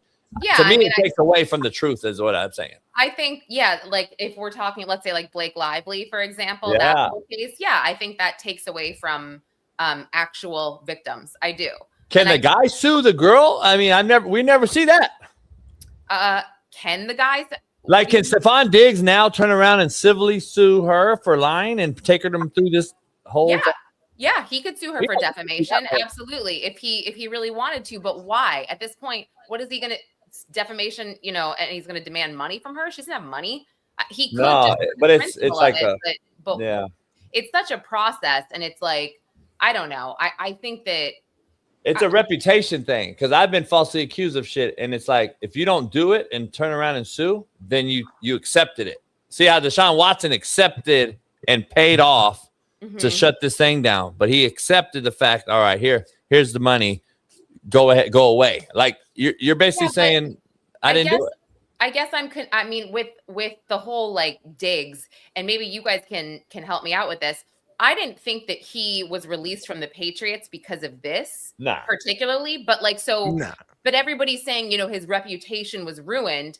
I didn't think his reputation was ruined because of this at all. I just thought he was released for another reason, but I don't know enough about football. Well, here's what happens. It doesn't help him going forward. Okay. See what I'm saying? Like, now there's teams out there, like Shaun dabbled into the GM mix. He knows now that you're looking at this kid in a different way now. Because it happens all the time. Trevor Bauer, a Dodger pitcher, was falsely accused by a lady that said he R-worded her. And he's been blackballed ever since. We saw what was Shaun? What was the punter's name? Ariza? Yeah, from San Diego State. San Diego State went to Buffalo Bills, cut him for a falsely accused accusation by a female, and then the Chiefs later signed him, but it took him 2 years out the league. Yeah. Oh, so but like he was cleared of that, and you're saying he still never recovered from it, even though he was cleared. Yeah. Oh, that's too bad. That's what I'm saying. Go ahead, Shaun. The problem is, in this barren desert that is the American judicial system, it's more fiscally responsible to settle. Yeah. It's cheaper. Yeah. Than paying a attorney thing. Like, Diggs lost even though he won, because he still got to pay these attorneys. Exactly. Yeah. My point. Yeah. So a lot of guys settle because it's cheaper to settle than to incur all the legal expenses. Why can't Lauren, you can answer. I want to know why this is, because I tried to look into it when I was falsely accused, and I was like, I know the person accusing didn't have money. So why can't we sue the lawyers who take the case on and know that it's false and accept and take the case to try to ruin this guy's fucking life? In my case, why can't I sue the goddamn attorneys? Because it's not how it works. I know. That's what I'm saying. Their constitutional right to hire a defense attorney, and then you are entitled to, or I shouldn't say a defense attorney, that they are clearly their attorney, whatever you want to call it. But no, it's the Sixth Amendment. You're not gonna.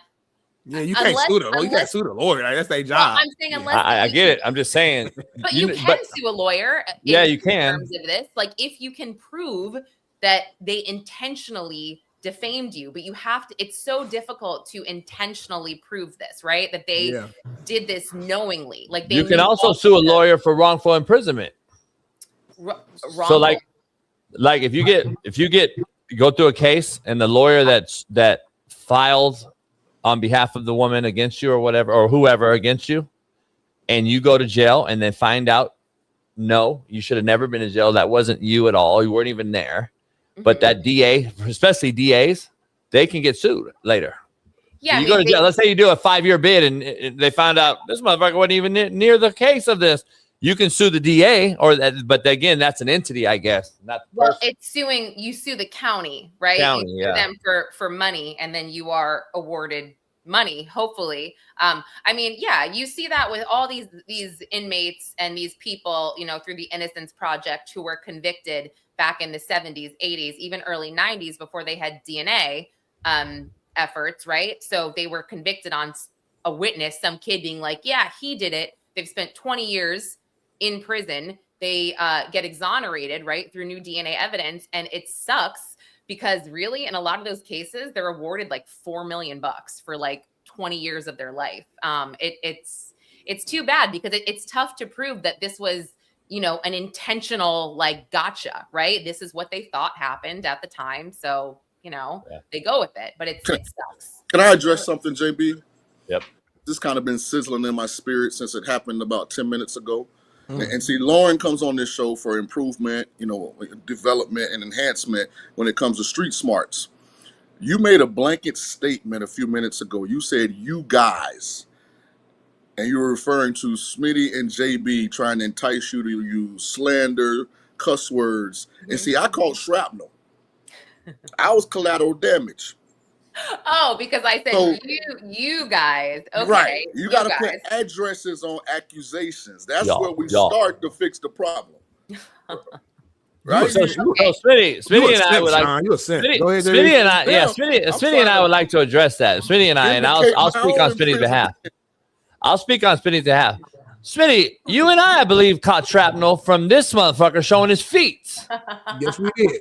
Oh, okay. I want to make sure. So it goes both ways. That's okay, called gotcha. Jealousy. Gotcha. And I'm also going to sue your ass for goddamn character defamation because that edit was not representative of actually how it went. That was Paris. So you're going to sue Paris then? Yeah. You got to sue Paris. So good. It was so good, though. Paris good. Paris is good with this. Lauren, our last topic with you, we got a segment. We got a segment with you we want to do called What's Happening Now. Okay. And Smitty and I like to say, like, what's going on here? What's going on here?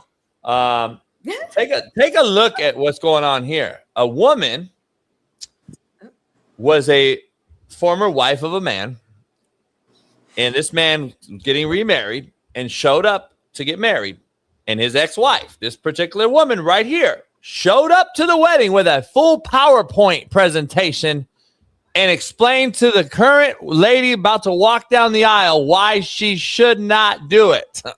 Oh my gosh. I want to get your take on this. Yeah, this is a cute little girl. Mia Lynn said, she said, woman arrested after showing up to ex-boyfriend's wedding with a PowerPoint titled Why This Is a Mistake. And she literally had a PowerPoint so put on a projector and had a whole shit going. I mean, she's so cute. What is she doing? Why is she so cuckoo? That's nuts. Those be the ones. Those be the ones. She's mad. She got that super head and all that shit too. I could tell right now already. Wow. I'm shocked. She's very cute. She should be able to move on. I don't know if she necessarily cares about his new wife. Like she's doing this to really vindictive female. That's crazy. That is absolutely batshit crazy. What does this guy look like? I want to know. Like, who is this guy? I don't know. She had a $5,000 bail, and it was crazy. I heard the story. So after I bailed her out, I was like, listen, girl, what are you doing like with this? I don't understand your motive on this. You can fix her. Huh? You can fix her. I think so.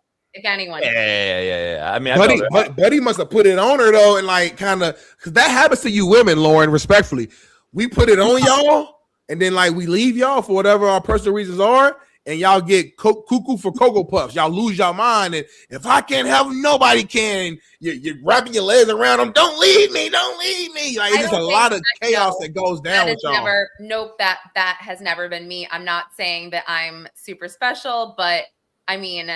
This sounds crazy, and I feel like there might be some women in the chat who remember this. Maybe Lucy, I don't know. But that book and that stupid movie, He's Just Not That Into You. Do you guys remember this? I swear to you, it changed my life. Like when I was dating, I think it maybe came out when I was 20. I don't even remember, but it was just like, why do you want to be with this guy if he is doing XYZ, showing you that he is not into you at all? It was like literally life-changing. It was life-changing because it was just so common sense where it's like, hey, if he was thinking about you, he would text you. Because you always make excuses. Oh, well, he's busy. He's doing this and that. No, if he wanted to talk to you, he would. It was just stupid, simple stuff like that. That was like, that's it. So it's like, Mia, he's just not that into you. You got to move on. You got. Lauren is cooking. Yeah. Shaun, you're nodding your head like finally, you know this movie. Go. I know. No, I finally heard a woman take accountability. Do you know how self-incriminating it is about your own decision making when a woman talks about her ex in a negative light? You chose the ex. Well, you're basically telling everybody that you're a terrible decision maker. Like I got homegirls all the time. And I stop them in their tracks. Like a passionate, baby. It's distasteful. Like accountability. You like told him. You stayed with him. No, I'm not. He's a pick-me. Hey, first of all, get a haircut or don't crack any jokes, okay? You got to figure out what you're going to do. You can't grow hair, Baldy. I can. It just you can't grow hair. It doesn't grow everywhere, but it grows. Exactly. Lauren. But women lack accountability. Lauren, do women like simps? Do women like simp men? Like they always agree with women. Do you guys like that or no? And pick-me's? I think it depends. I think what I just said, though, was not like, I wasn't giving myself props. I was literally giving this, and I don't even remember the author's name of this book. His name, maybe Matt something. He wrote it with his wife, and then the movie. Like I was giving that props in saying that it just changed the way I think about, or when I was dating and whatever, having different relationships. Like it changed my thinking where I was like, all right, this dude is just he's not into me. Like, what am I going to waste my time for? I don't know. Yeah, I don't know. You got to move on sometimes. You got to move on. Yeah, it's no matter how good the cat is. Like I got to move on. I had to move on sometimes. It's also like as a female, everyone's different. Of course, every woman's different. But I don't want, I want someone that will appreciate me and like be nice to me and would want to hang out with me. I don't want to feel like I'm begging someone to hang out with me, right? Or like bothering them. I don't know. It's a bad feeling. Yeah, that's why I got like 3 or 4 women right now, like trying to hang on. I was like, I gotta go. You gotta pick and choose, like, because one has good, gog. The other one has good this. So everyone has different things. It's very rare to find one that has all 4 things. You know what I mean? What are the 4? What are the 4? Just so I'm privy. Huh? What are the 4 categories that you're referring to, Jason? Ass, vagina, mouth, money. Oh. So anyway, we got a lot going on. What? Anyway, Lauren, it's been a great segment. So enlightened by all the intake. Do you have anything else you're working on today before you get out of here? No, I'm good for today. I'm actually gonna attend later today the closing arguments in the Weinstein case. I think the defense is supposed to start today. The jury will have the case by Tuesday or Wednesday. Yeah, I'm working through everything. David has a hearing tomorrow in Los Angeles. Is he cooked? Is he cooked?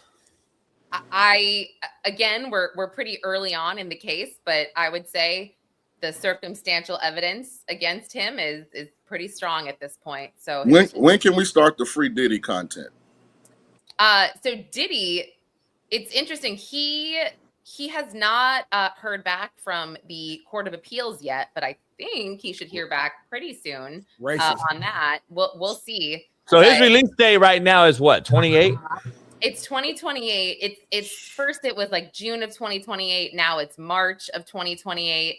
I don't know why that happens. I mean, I am in touch with his reps, and they sort of kind of dance around it. Like at one point it was extended because there was some kind of problem with the cell phone and with his cellmate, I think. But at this point, it's just like good behavior, I guess. They kind of will push it up a little bit. You in there singing and dancing?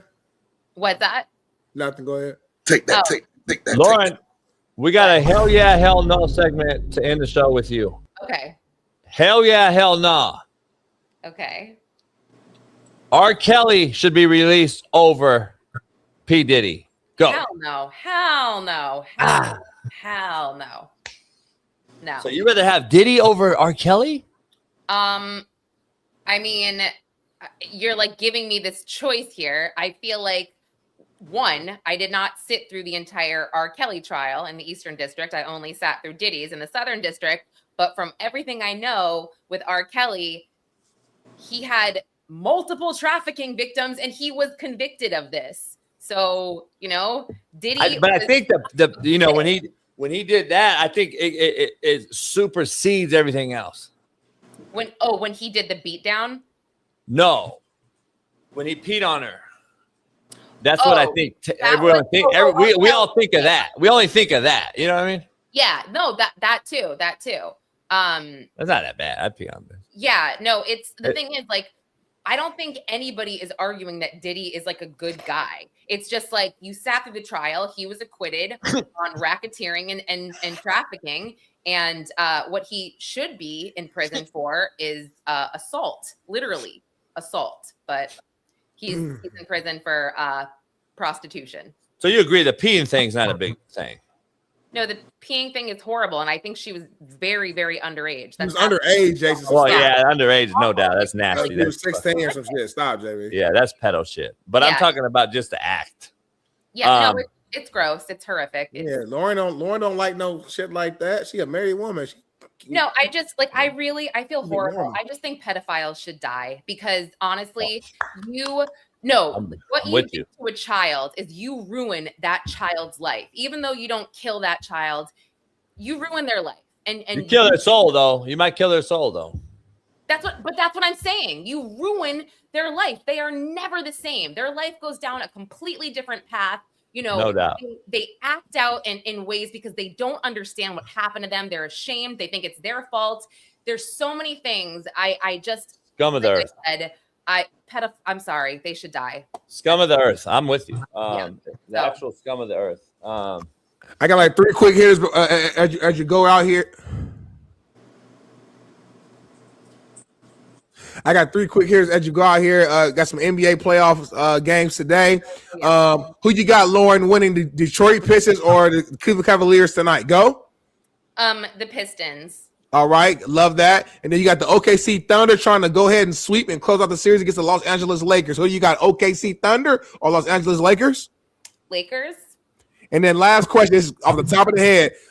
Somebody in the chat asked this: if a wife lost the bag or laptop of their husband, what is the thing that they should do to replace that bag and to immediately make their husband forgive them? Go.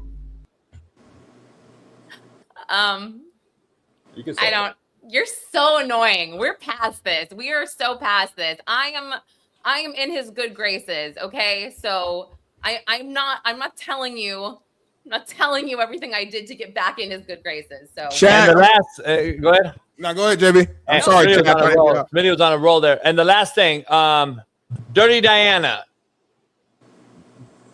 You're obsessed with her. You are obsessed with this. Why are you so obsessed with this?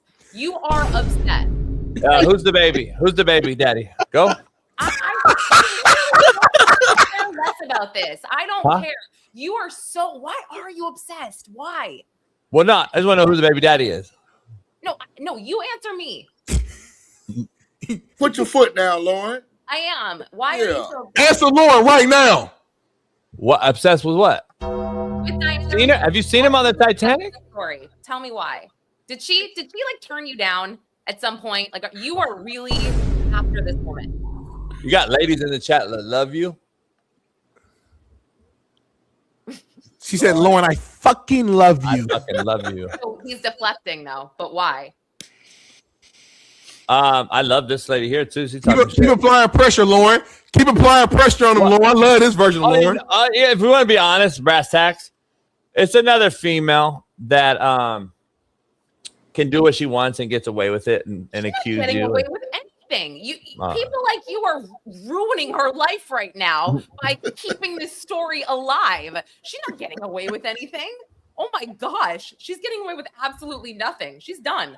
She got a new job. She said people like you, JB, is ruining her life. She got a new job, Lauren. She got a new job. Every time I look at your ex, you've got a new picture of her or an AI photo. Like talk about, the media will let this story die. Nope, Jason Brown will not let this story die. That is okay. Let's flip coin this. He was walking down. He was walking down to meet her. She was pregnant. And they got on a boat ride together. Acceptable or not? Go. Listen, I don't care. I don't care enough to even. And I will be honest, I was a little confused. I was like, wait, really? When she was that pregnant? Like, sure, it confused me for a second, and then I just moved along. I just was like, whatever. And Lauren, they don't believe in platonic relationships. Like a man and a woman can just be friends. I keep telling them this. Yeah. They can't comprehend it. Also, don't say they, Shaun. Be very clear on who you're talking about. I threw a grenade and I ain't everybody on the top of this. Me and you be on the same page with Diana Rousini. Don't do no they. Hey, Lauren, I got to ask you because my mom brought this up to Smitty and I, and my mom said to Smitty, don't say homie no more. And then she's mentioned this fact, and I wanted to ask you. Okay. You've been pregnant. Yeah. By your husband. Yes. Did he let you out of his sight or not know where you were when you were 7 months pregnant at any time? Because my mom brought that up and said your dad would never allow me to be around, not know where his baby was in my body at 7 months old, at 7 months pregnant. This lady's taking boat visits with another dude 7 months pregnant, and her husband don't know? I mean, I don't know how to answer that, I guess, because it's like, I don't think I would disappear for more than like, oh, I'm going out. But you're not going to hang out with another dude. Well, Lauren says she has a lot of like male friends who she just kind of hangs out with, gets wings. So, and her husband's not jealous at all. No, I have male friends, and I have male, I guess, not pregnant, like, 7 months. colleagues, I guess you could say. Yeah. But when I was pregnant, no, I don't remember like. Thank you.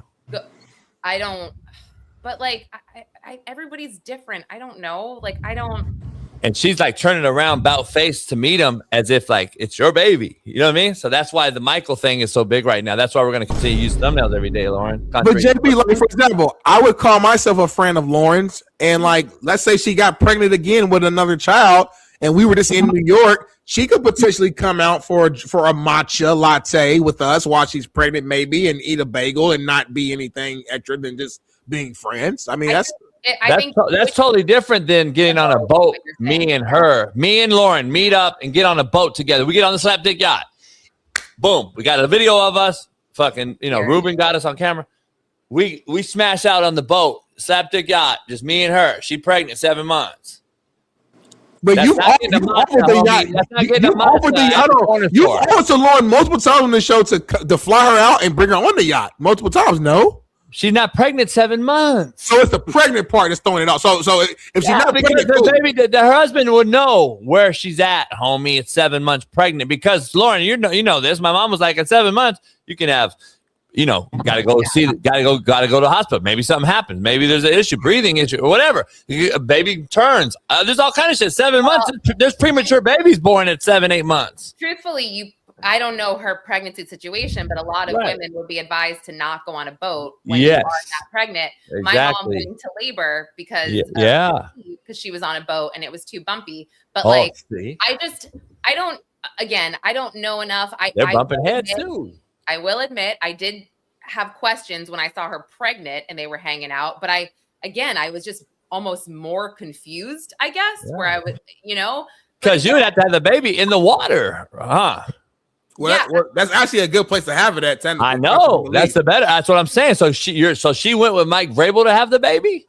Listen, again, it confused me more. I just think you're obsessed with the story. That's all. Hey, Lauren, it's called OPB. I keep telling him other people business. I don't know why he is so into the people business. Some new pictures just dropped 20 minutes ago, by the way. I just want to let you know that. So, the reason why JB no, I'm not kidding, and I don't think we got it in yet, but it lit TMZ. Oh, here we go. New pictures from 2022 of Diana and Vrabel hugged up, having a personal conversation. So, Smitty, now defend me. Go. This is the reason why JB continues to bring it up. You're saying that JB's ruining her life and her career, but no, it's the PI who keeps releasing these pictures that's ruining her life and career, and JB just reporting on it because he's a journalist. Lauren, I'm doing nothing different than you and the aliens. I'm doing no different than you and the aliens. So, Lauren, here's where I want to get a woman's perspective on this. Because my thought process, once the cheating becomes public, there's not different levels to the cheating now. So it's not like the new picture makes what he did worse. Yeah. Once the Sedona pics came out, it can't get any worse for either one of them. Yeah, I mean, I guess at this point, this is just a moneymaker for TMZ and Page Six because people are clicking because now they're fascinated. But you're right. I think this just shows that this has been an ongoing whatever it is. I just think it's funny that nobody, Rousini and Vrabel have not come forward and I guess addressed this outright. I don't know. I don't know if they've hired crisis teams or not. But I do feel like if there was some kind of, I don't know, but it's also not our bit. I think this is more of we're getting inside both of their marriages now and it's not our business. But the more this stays in the public eye, the more I'm somebody make a statement. I don't know. What do you see? So what's different than this and Sharon Moore? Well, that was a criminal investigation and a criminal case. He was accused of threatening her with a knife and stalking her. That's completely different. And that was again, it's a public criminal case here. But the original thing was sleeping with a staffer. Yeah, and that's also that's against the whatever you want to call it. So no, that's our point. We've already made this. We've had these arguments. The Boston Celtics head coach at the time, he got fired for sleeping with a staffer for the Boston Celtics. This is not a staffer situation. She doesn't work for the Patriots or the NFL. Mm-hmm. He's cheating, moral issue, but not a infidelity issue, but not a illegal whatsoever. But we're still continuing to make this the number one topic in all of the world. Yeah, I don't get why. I really don't get why. I think I had said this initially with her. I thought maybe there would be an ethics issue there with, but again, I don't know. I don't know what he was telling. Who knows? Or maybe there was nothing except for this friendship, sexual relationship, which we can speculate on, but we don't know. Maybe these two are in love. We ain't seen no video. Maybe they're in love. Maybe they're. Who the hell knows? Is it our business at this point? I don't know. Maybe they're besties. Let me ask you this though. He's been with his wife since the 90s. So I think 99 he got married. Would you, if you were in her position, would you forgive him though because of the longevity of a great life that you built? Would you forgive him and give him a second chance? I mean, I think it's more it's embarrassing for her. I think it's one of those things as a wife, you can forgive your husband, or I'm saying one, I'm not saying, I don't know, you can forgive, of course, but I think what happens is that other person is very publicly humiliated. And that's not a good feeling either to have. Lauren, is it worse? Is it worse or better? I think this does matter because I've had these conversations now because you, as you alluded to, I show it every day. Let me ask you something. If the kids were young versus they're grown, so Vrabel and his wife's oldest son's coaching at Boston College right now as a football coach in college, about to go coach with his dad for the Patriots, we think. Oh, wow. And then they have another grown adult. Okay. The embarrassment to me lacks the same luster as it would if those kids were small and the wife always has them and they're out in public and shopping and rolling in the roller. That's more embarrassing to me. She's kind of staying out the way because she's still rocking the wedding ring in public that they see her, because those kids are old, grown, and she can't get no child support. So she's going to get what? Alimony? Basically, if she divorces him, give me a couple $1 million, it ain't going to hurt him. Robert Kraft's the number one rub and tug guy in the world. He's the owner of the team. He'll probably help pay it. Like, so to me, it's less embarrassing for her, in my opinion, because the older kids are out of the way. They're not even being mentioned because they're grown. So, like, it matters to me. If there were younger kids, then she would be definitely more embarrassed, and I think is a harder look on the whole situation. Well, I guess I'm thinking more, yes, his wife, it's just embarrassing to have your husband at the center of this. And then concurrently for Diana Rousini's husband, I would say it's embarrassing to have your wife at the center of this. But on top of that, all of the clips of her saying things about him in the media are probably not helping at all. I don't know. Again, I don't know. But they have young kids. We've seen a lot of these photos that it's all right. Circumstantial seems to be pointing at, a sexual relationship. If this was a trial, it's all circumstantial because we haven't actually seen them kiss. We haven't seen them, engaged or checking into a hotel together. And I'm not sticking up for anyone. I'm just sort of laying it out there. Right. Yeah. It all points to one thing. But again, I don't know. I really don't know. It's messy regardless. It's their business. It's their business. And it's messy regardless. Yeah. I don't know. OPB, other people business. You been working out, Lauren? I see the gains on the arms. I see the definition. Yeah. I do. I work out with a trainer 2 days a week, and then I try to Pilates and stuff. Yeah, you can see it right there when you lift up your arm, like right there. Really? Oh my gosh! Thanks. Thank you. Now I'm giggling. Okay, stop it. All right, thank you so much. Okay. You're welcome. What was that move right there? I was just slapping myself from being giggly and accepting a compliment. Lauren, you gotta explain to them. Shout it. Ain't nothing wrong for a woman to compliment, you know what I mean? Especially as a married woman, even though you like to still feel young and still feel like you still got it. So it's good to feel. It's okay to feel that. How unyoung am I that I need to feel young? I don't know your age. Well, I'm just curious. That was a weird thing. You need to feel young. That's just a phrase, Lauren. Stop it. We are all very mature adults. Lauren, you're married, been married, kids, all that. Top. I've never asked your age, Lauren, but you gotta be 36. I can tell you my age. Do you want to know it? Yeah. Do you really want to know my age? Yeah. I'm scared to tell you. Hold on. Over, under 45. Under 45. Under for sure. See, I told you. I know her age, but I'm gonna keep it to myself. But I know exactly what she is. Yeah, I'm 41. So there you go. Oh, you my youngster. You a millennial. No, I feel I'm old. Damn near Bailey age. Yeah, you a millennial.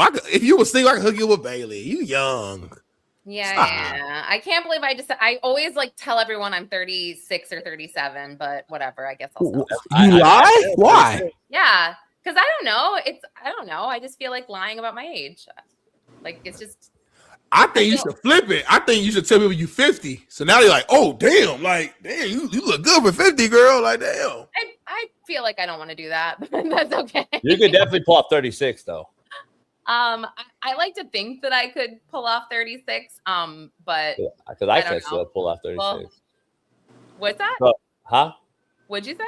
I could pull it off too. So anyway, white. Well, anyway, Lauren, enough of you. Y'all see Lauren's face? Her face said it all. We've had enough of Lauren today. Lauren, Lauren, he can't pull it off. I'm not even. Listen, I'm not saying anything. Lauren, can I pull off 50? What the fuck? Can I pull off 50? You are 50. Okay, that's what I'm saying. Yes. So I can pull off 45. No. You could pull off. Yeah, I'd say you can pull off 45. Yeah. What? Oh shit! I thought we were better than this. I thought we were better than this. Wait, why? I don't know. I honestly don't even. I swear to you, I'm not in on this joke right now. I'm answering you in an honest manner. But what could Shaun pull off? I don't know. Like, what do you like? Uncle Phil looking at? No, 45 to 47. I don't know. So he can pull off his age. Okay. Hey, damn near his age. That's literally his age. Yeah. I mean. No, I'm saying that was great. Like that's his age, basically. Like Shaun, you're what, 48, right? Lauren, I'm walking in my truth. I don't know what they got going on. I'm not trying to be younger, older. I'm just trying to enjoy what got the into you. I'm just enjoying the now. Walking in my truth? Who are you? Motherfucker, man. Whitlock. Sound like Whitlock on here. Lauren, we'll see you Monday. Hopefully, keep killing it all week. Any news developments, let us know. Just call in, boom, live. Yeah. Love the nails, by the way, Lauren. Love the nails. Thank you. All right, I'll see you guys See you later. later. Good day, Lauren. LC, everybody. LC, count up for LC, man. Shaun, hold on. Did you just say walking into my truth? That's right, baby. Why you smiling like that? My morning effervescence is so peaceful. Like it's for what? Your what? Effervescence. Google that. I feel disrespected, JB. Yeah, there's some use words like that on this show. I'm gonna take it as disrespect. Watch your mouth. Shaun, are you with us the rest of the show or what? facts, dog. I had to come you say you had to golf and all kind of old shit? I had to holler at my shawty. I didn't see none a bit, so I came on early. Anyway, we got to take a break at one point, so we're going to take a break right now, right at 8 o'clock. We'll be back with a full lineup of shit. We got a lot of trades, a lot of moves, a lot of things to discuss. Lakers tonight, eliminated or not, how good the Knicks are playing. We got NFL schedule updates a little bit. Draft lottery, NBA. Draft lottery. Seemed like somebody was pissed off. Boring. More Jason Tatum talk. We'll break it all down, man, right after this. We'll see you in about 3 minutes.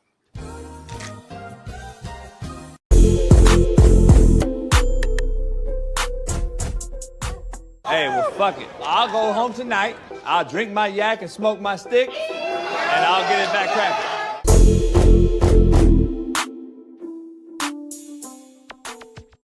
You know what? That's a funny question that you asked, man. So I was looking for Coach JB. He was late to the show, but I'm looking right now behind the scenes and breaking news, man. Our producer Bailey, can you go ahead and bring JB in? What's going on with JB?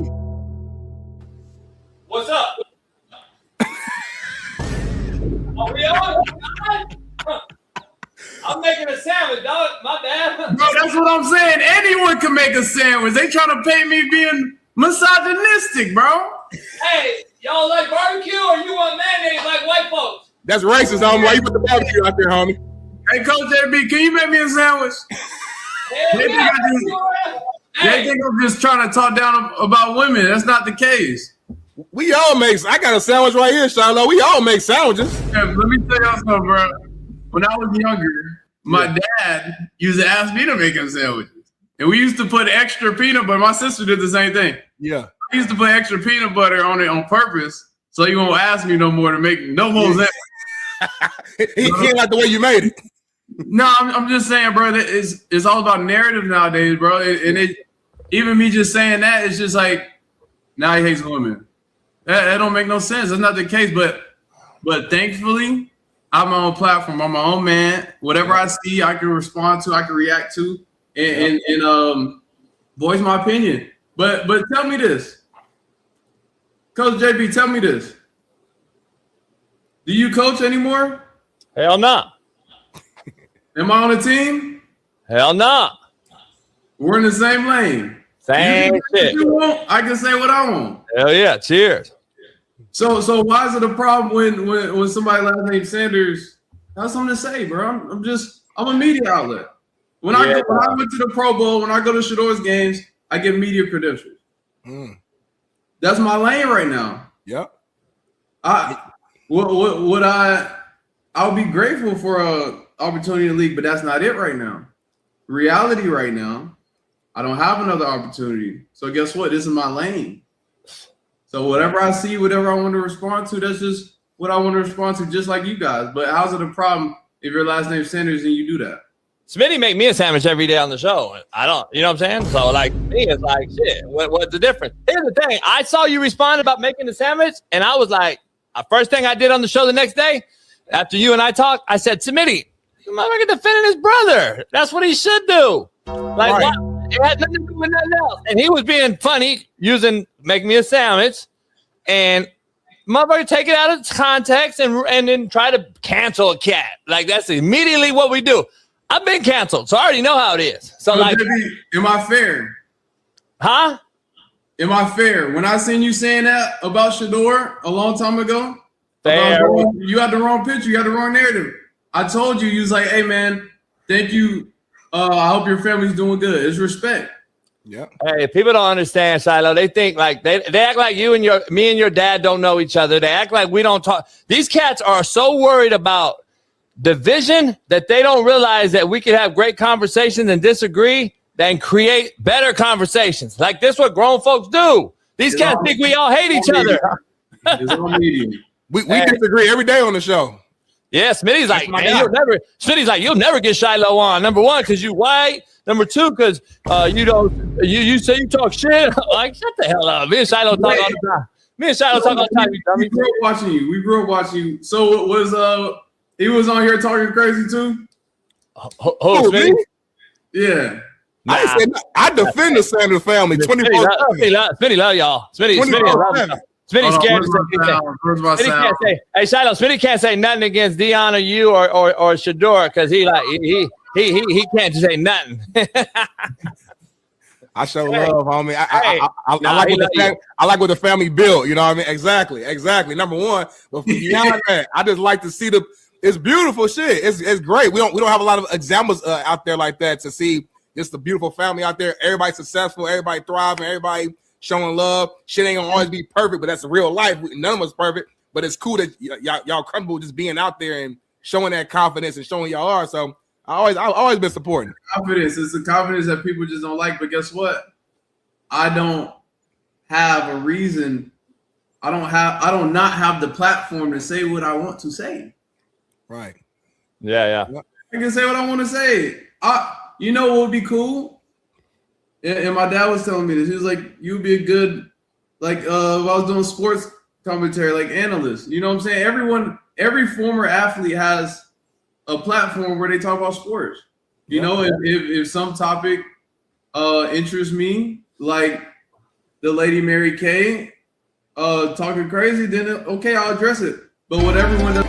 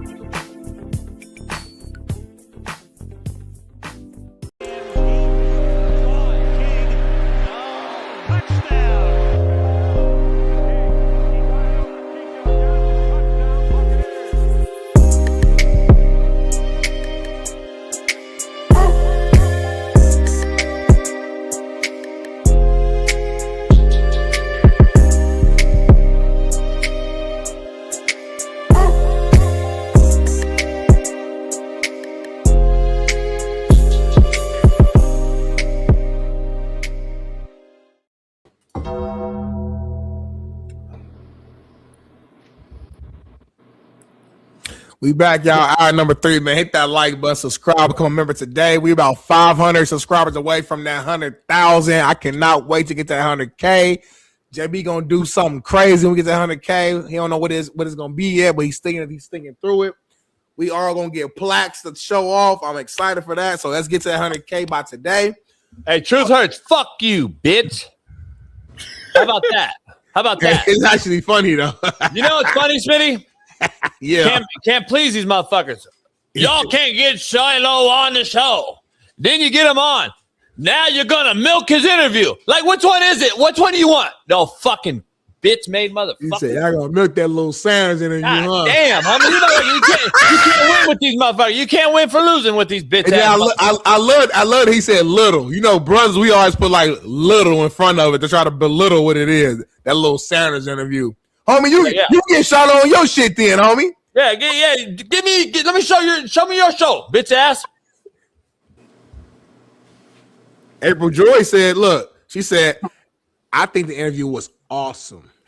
Hell yeah, she a helper. She a helper. She does whatever to do to help. So you like helping out, huh? And speaking of helping, going back to the Darnell Rousini topic, man, I know we kind of alluded to it, but we got to dive into it in the full totality. Like I said, man, new photos have been released of Mike Vrabel and Darnell Rousini with their arms wrapped around each other at a party before the 2022 Super Bowl. This is also another clip that happened a couple of days ago, too. It was a wild clip from Barstool feud that showed Darnell Rousini answering "kiss her" when asked about what a man might want to do to get a woman in the mood. After Rousini said it's good advice, Mike Vrabel responded and saying, "I'm paying very close attention. I'm so excited." So check out his video, man.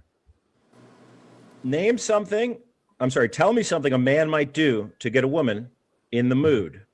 Kiss her. Kiss her. Do we have kiss her on the board? Good answer. Not sure how she knew. Best answer. Not sure how we knew. It's a little bit lopsided. A little bit. It seems a little unfair to me, but okay. We're gonna play. You're gonna play. Who's up? Football. I feel like this is good advice for you guys too.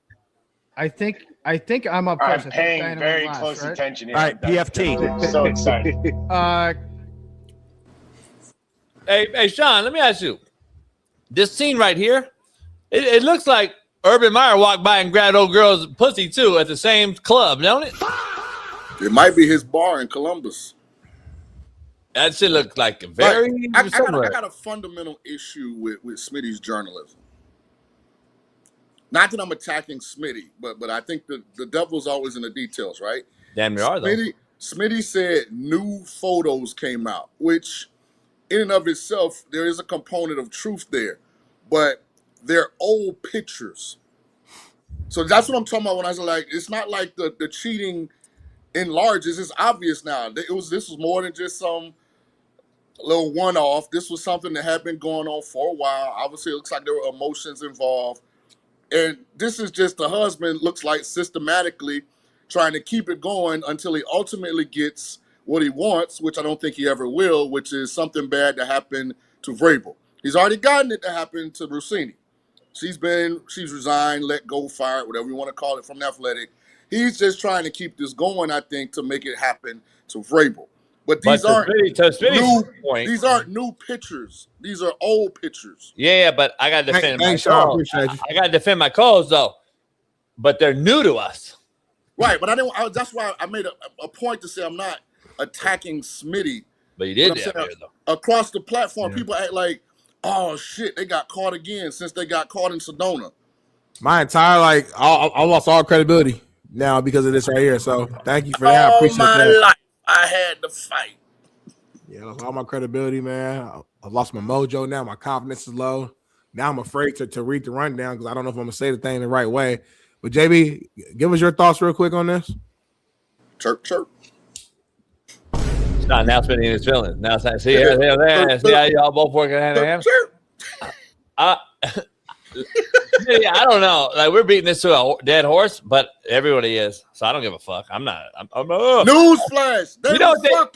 They want to apologize. They want us to apologize, though, Shaun, which you don't understand for some reason, for continuing to show new news on the most talked about topic in America. Like, we're just supposed to not talk about it over here like fucking ESPN. Like, nah, motherfucker. Tomorrow, guess what the thumbnail's going to be, you fucking bitches? It's going to be this fucking picture right here. Now what? Like, these motherfuckers, homie, it's new news to us. And you're right, son. This motherfucker's out to get her, regardless. Cool. But guess what? as more and more comes out, Smitty, the more pressure's on Mike Vrabel to either A, step away, or B, be fired. It is what it is. We already know. We can sit up here and talk about it. Ain't doing nothing. He ain't illegal. He did nothing wrong. Blah, blah, blah. At the end of the day, if you're bigger than the program, homie, you gots to go. This is about to be bigger than the New England Patriots. Lil homie not even privy to this. He not on social media. He's deleted his ex. He's limited his comments to only people who he knows on Instagram. Vrabel not even privy to this right now. He told his family, man, don't send me nothing in the group chat. He chilling. I'm talking about all the new stuff. He ain't privy to. I get it, but if you think this ain't he not hearing it, you're crazy. His owner ain't even seeing. The owner of the team ain't seeing it. He don't know how to even work X. Hey, shout out to AJ McCarron. AJ McCarron wanted me to reach out to Shaun and say, hey, Shaun, how's that CAA doing? We might need to sign a few new players. They're won 2 in a row now. Hey, DTR. It was an overtime win last night. I was watching that game. Hey. They almost gave it up. I was getting nervous, AJ. Hey, they beat our other boy, Mazzoni. We got, and then I didn't know who to root for last night. I was nervous. Yeah, and then Shaun got his wish. Hey, listen, Sumlin lost. Our boy Sumlin took a L 24-23. So Shaun celebrated, I guess. I don't understand that dynamic. I don't get that dynamic, but not gonna black Shaun. Shout out to my boy AJ. You feel me? No. Yeah, shout out to AJ. I'm pulling for AJ. I want Birmingham to win.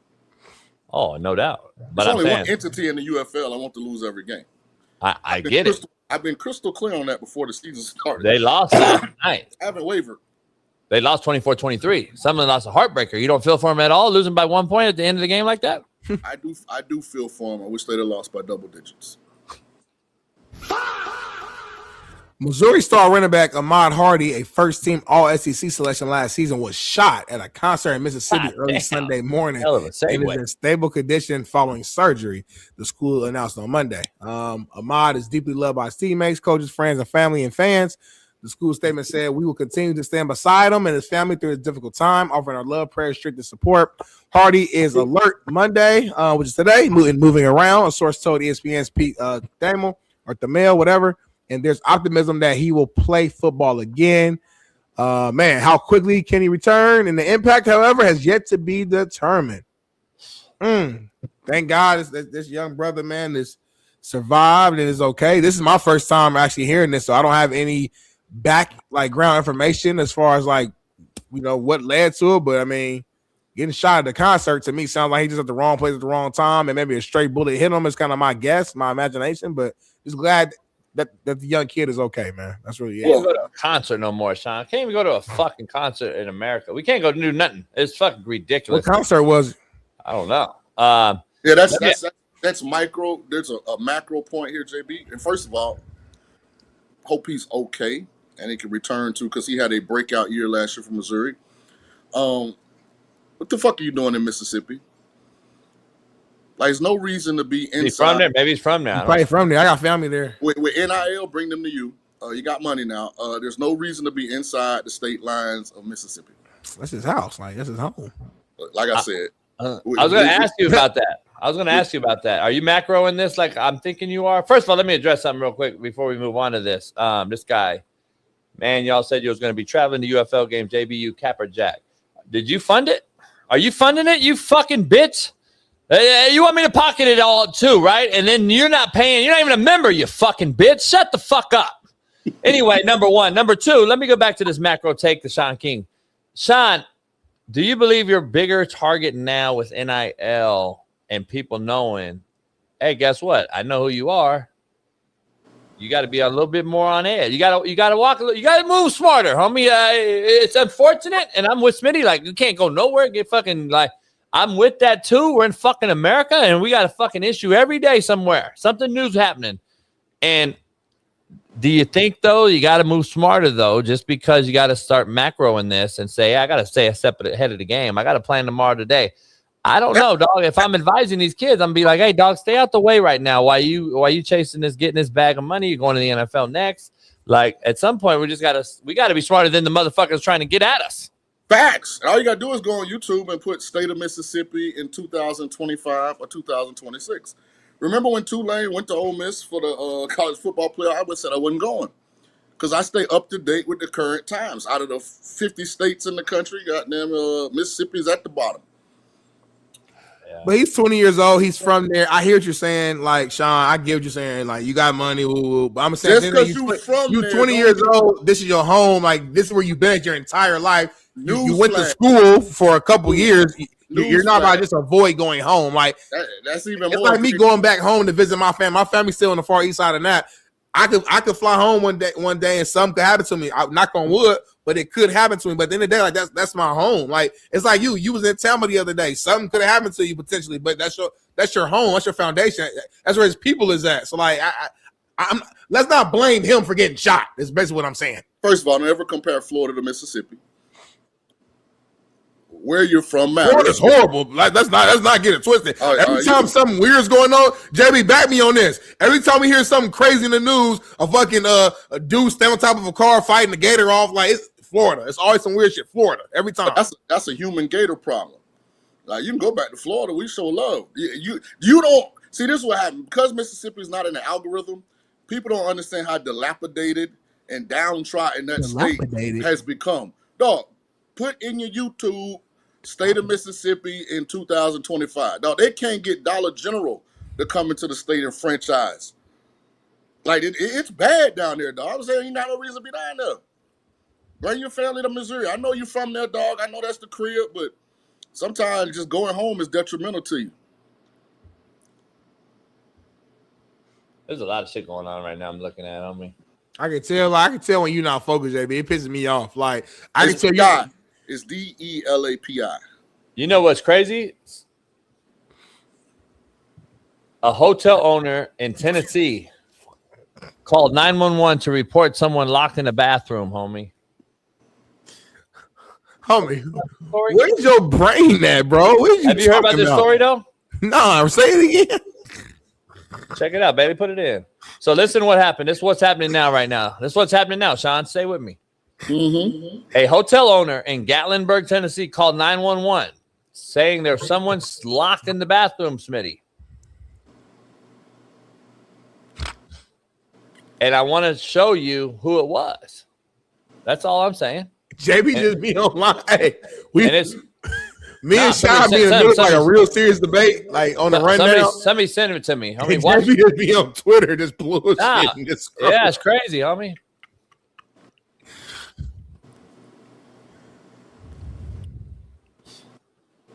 Crazy shit right here, homie. Brother got out of there. You know that? The brother got out of there. Look at that. The brother got all the way out of another room. Yeah, he way back there. Look at that. That's Smitty and that's me. Smart. White's is crazy.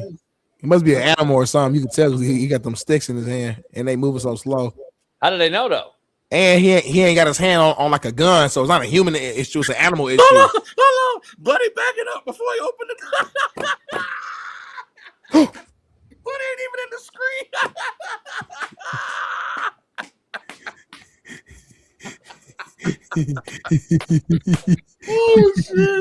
Oh shit! Can you imagine you was out there getting some ice? Yeah. Hey, babe, I'll be right back. I might get some ice real quick. Okay, babe, be safe. Girl, ain't nothing going on out here. Go back to Mississippi shooting, go. Go back to Mississippi shooting, go.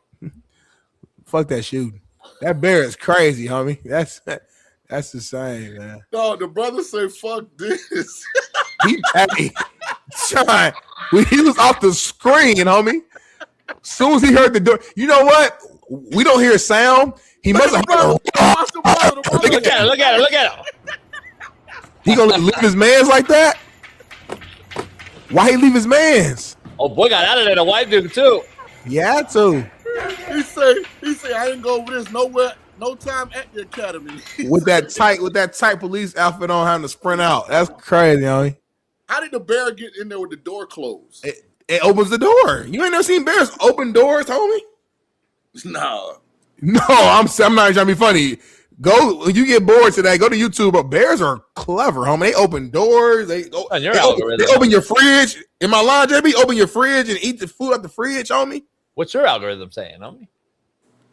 Anyway, let's talk about the trade real quick, Shaun. Let's get our first thing. The Chargers got better on offense today. What's your takeaway? Signing Smitty, read it for the audio listeners.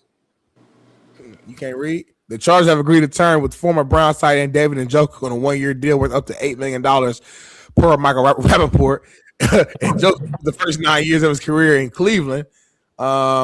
Big move. I mean, like, how big of a get is this for the Chargers? Shaun? Mike McDaniel did wonders with Darren Waller. Maybe a change of scenery is what Njoku needed. Super talented. I get the feel he's one of those guys doesn't love football. I.e., that's why he's still on the free agent market at this time. But maybe a change of scenery helps. We'll see. Yeah, he's a good player. He's just so inconsistent. Hurt all the time, too. Yep, just inconsistent. Like, he shows flashes of greatness. Like, you feel like he could be one of the best tight ends in the game. But then he goes back to either getting hurt, which I guess technically isn't his fault, but I will say how you prepare your body is your fault. So maybe that could play a role. Or B, when he's not hurt, he just had so many games where he's just quiet and you just don't really hear nothing. He's a specimen out there. So I mean, he's a guy who very much capable of being a top tier tight end. Worth the risk, though. Worth the risk. 1-year deal, $8 million. That's nothing. That's baby money. $8 million, I think nothing. Nah. Give that shit away. ESPN Smitty has reported that Steve Kerr will be back.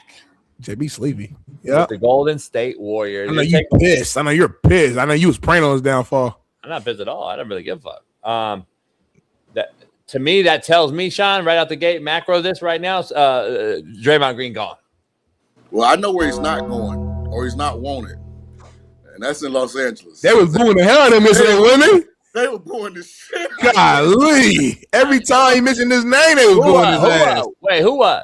Draymond was the Kevin Hart roast. Hey, if you haven't seen the Kevin Hart roast, it's over 2 hours, so it's long. It's on Netflix. JB. I watched it live. But it is funny as hell. But it was filmed at the Forum in L.A. Every time. My hood. Because Draymond was one of the roasters. By the way, shout out to Tiana Taylor. Good God. Oh, shit. Oh, Jesus Christ. She didn't do a great job up there. That's probably the weakest one, but it didn't matter. It didn't matter. I didn't even hear. I'm not privy. What's going on? Her body was with that black dress. Golly, like even the women be like, yeah, she bad a motherfucker. Like, even women say that. Who is she? Amon Shumpert, ex-wife. Her body is nuts. What is she? A black woman. Actress. What is she? Actress, musician. She has Oscar, all type of shit. Anyway, back to the point. Alan, shut up. He is married. I agree, Alan. Go ahead. Alan, shut up. They booed Draymond Green every time his name was mentioned. Damn. LA don't rock with him. If he gets traded to Lakers, they'll like him. But that's the only person they booed, though. Everybody else, they were like, all right, they'll clap it for everybody. Even Tony Hinchcliffe, the racist. But like everybody else, like they was booing the hell out of Draymond. I don't know who that is.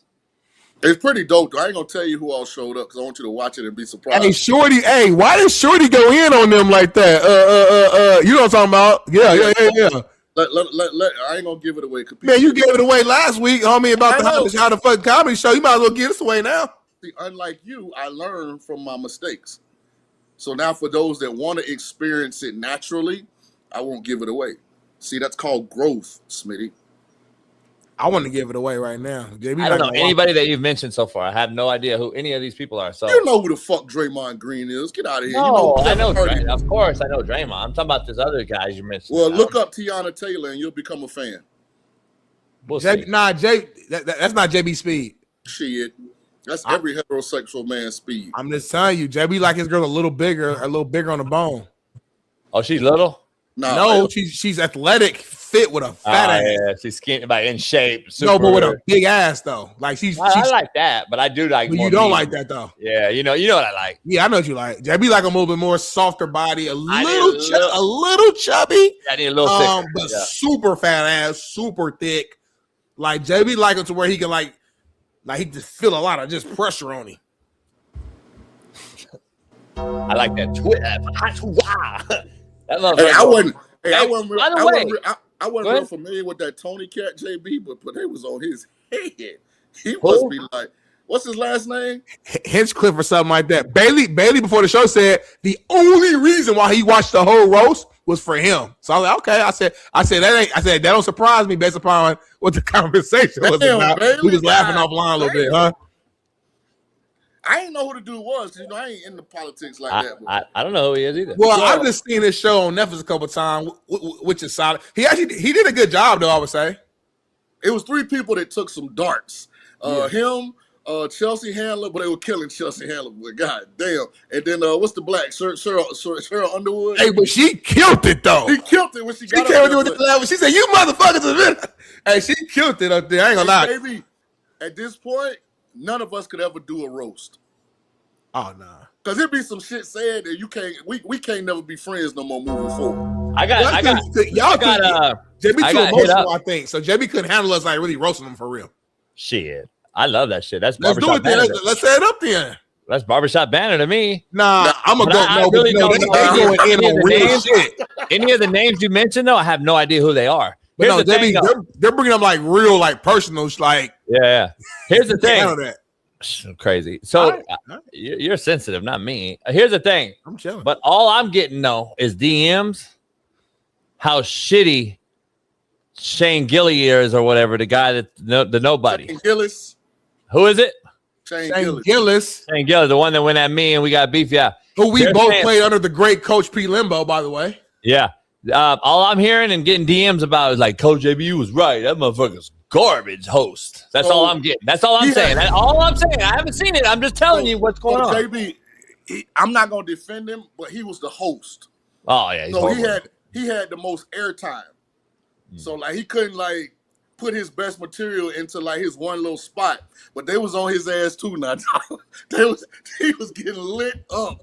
God. I thought he did a solid job. I'm glad I put that out there, man. I'm glad I've let the world know that he's really smith. The thing is, JB, you have a cult following to where they gonna tell you whatever you want to hear in your DMs. What following? CULT, a cult. Oh, so they're gonna be in your DMs telling you whatever you want to hear or they think you want to hear to try to get you to like them, put their DM on the show or respond to them. Do not take all those responses with a grain of salt and go get your own opinion when you watch. You mean kind of like the liberal cult, like the demonic cult the Democratic Party has become? Got it. I'm with you. I don't know how this got political. JB, if we're being honest, if you ever turn gay, the amount of prospects you'd have from the fanboys in this group chat is limitless. Yeah, it would be insane. It's limitless. It's insane. You got to do that. You got to have that. You know what I mean? Swing on your ball sack like you're God. We did a video of that. We did a video of the ball sack swinging. It's insane, homie. Smitty, speaking of this whole thing though that we were talking about, Gene, shut up. Cam Newton dropped a show, and it was specific to Big King, myself, Big Smitty, and Braden Fajoko, and dropped it on his show. This is like the third time Cam has shot out our show and showed a clip of ours. I missed this. You haven't seen it, You Shaun? see it? You don't be on Instagram at all, homie. I don't know how to work it. You never collab. Kick a field goal if you give me years to work on it. I can kick one right now. I could go line up as a defensive tackle right now. I guarantee you that. Well, you're going to get mushed. Well, you got me messed up. Majority of football players' first love was basketball, but you wasn't good at it. NFL players will beat NBA players at basketball before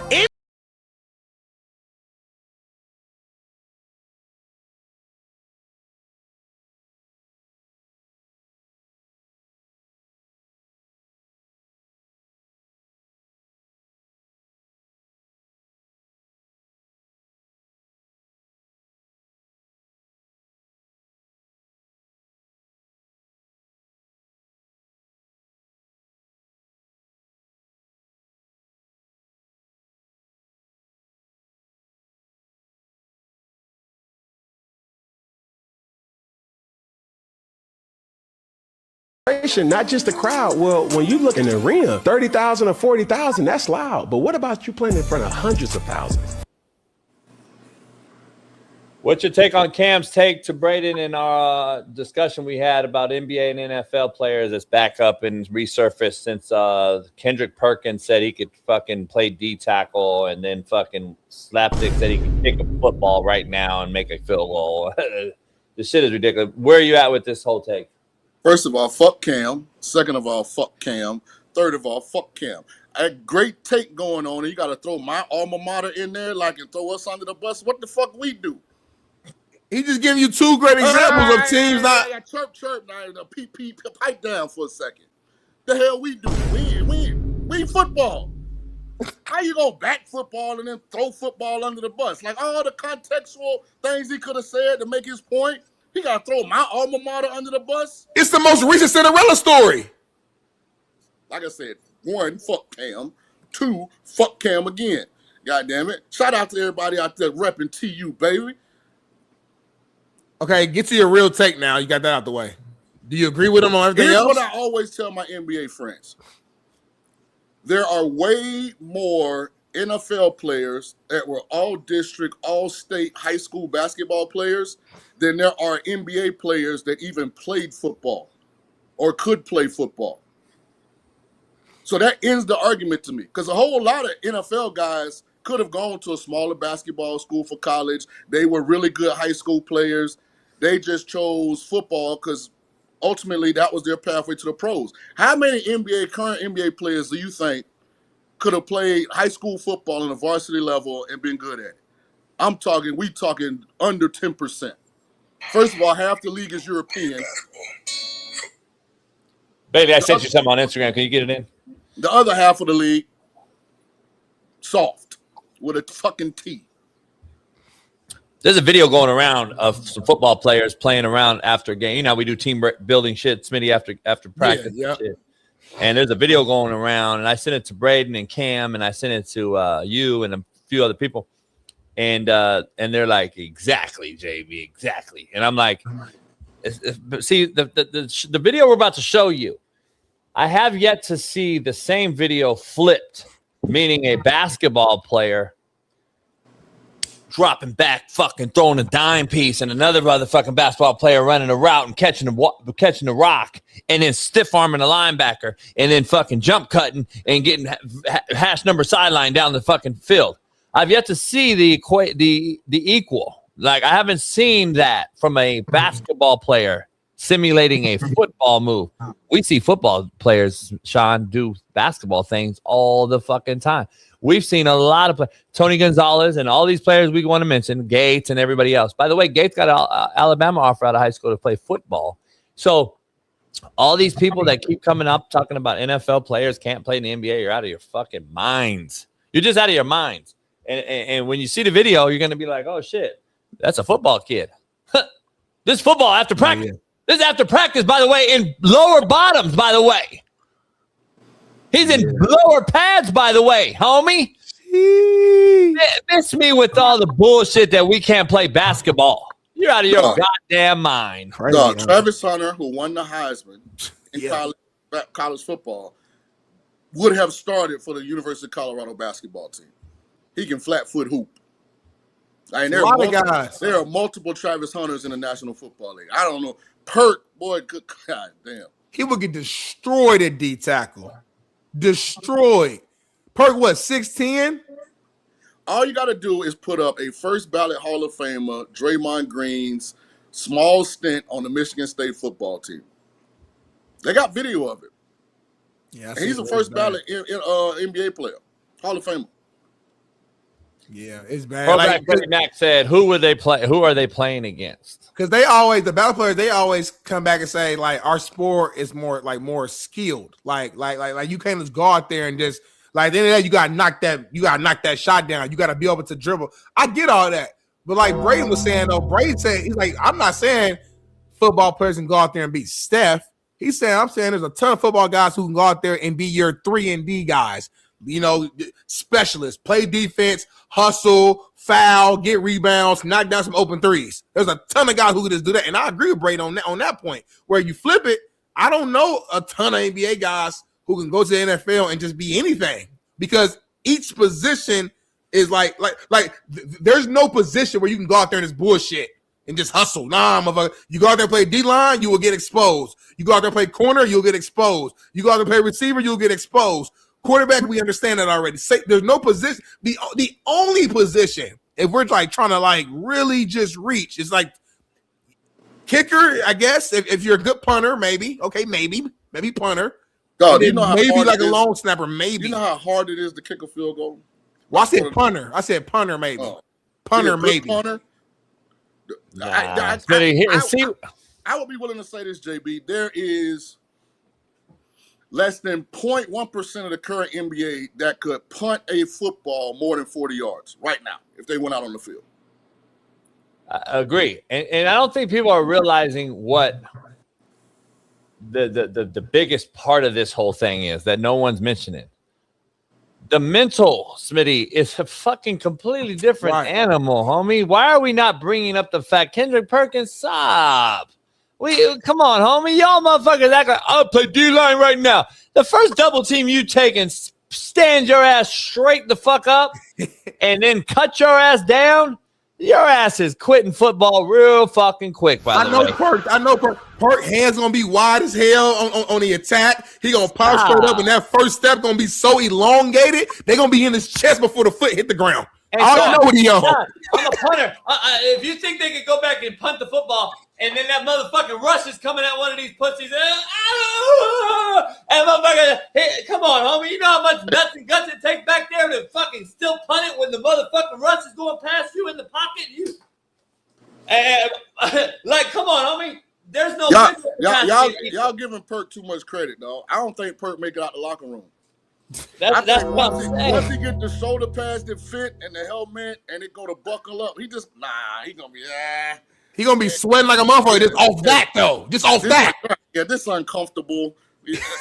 What do you mean 3-point stand? Like, come on, man. Come on, homie. They can't even fathom putting the gear on. I'm talking prime Perk. I'm not even talking about this older version. They can't even put the gear on, Shaun. They're not even about to put the fucking gear on. They can't get that arm. You know that arm, JB. You get stuck right there. They can't get that arm. You know damn well, Shaun. Right, we're ready to go. We're gonna go warm up. Yeah. Pre-game. Yeah. They're already cooked with the gear on, homie. Man, we gotta go play now. Most people would say if you're just looking at traits, Anthony Edwards would be the prototype NBA But he guy. played football though. But go watch Anthony Edwards. I think it's a Madden thing where him and NFL, I think it was Justin Jefferson. They got like a behind the scenes of the commercial, and he was trying to put on football equipment. He was like, "Oh hell no!" See, but at least Ant played football. Ant was a football player. They say first. Okay, that's a little different. So Ant might be able to, that's a good example. But like you said, it's not a lot of examples like that. To your point, I don't know. I just hate the disrespect. I think people make it seem like I hate the way they scoff at it, like it's not even a debate. Like Right. it's dead wrong. they act like football, like we just run into each other and that's it. It shows how ignorant they are to the game of football. That's the part. And that's what's crazy to me. Like, you know what? We didn't start this, by the way. We did. They started this shit. They started this They whole. do it all the time, though. It's in the first argument. Play football. They can't even lift fucking 135, homie, on the bench. Austin Rivers started this years ago, and James Jones had to clap back at him. Like, Yes. it's always something every other year that they want to bring this stuff up. Like, they look at D-line and O-line and think we just collapse. No, homie, it's a lot of technique, a lot of hand play with footwork, steps. Like, again, this shows the ignorance to where they don't understand the technique from every position. You know what else they don't have? What? They don't have the mental capacity to even compete at the level it takes to play in the National Football League. Talk about we get 17 shots. Mm. They don't know nothing about that. They play 82. They decide before the season, I'm gonna miss 17 games. Yeah. Like, they don't understand that pressure to have to go out there in the regular season and be everything you're supposed to be right from week one.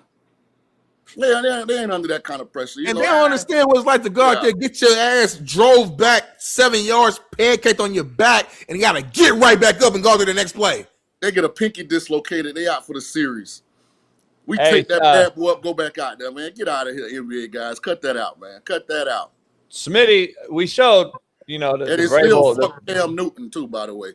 We showed. I'll send him the clip. I'll send him the clip. We showed the Vrabel and Rousini on the cover of Madden, jokingly earlier, but people are showing Smitty that if they were in Madden 2026, look at the stats. Do you know? So Smitty, you're more privy than I am. So on the PlayStation controller, the triangle, the square, and the X, and then the top button is what, L? L1, L2, yeah. So they're saying if the 26 Madden came out now, that the triangle button when you played the game on mistress mode, the triangle would take them to counseling. The square would take them to Arizona to Sedona. And the X would take Vrabel back to Foxborough and prepare for the draft. What about the O? The O? Yeah. Would take them to the boat.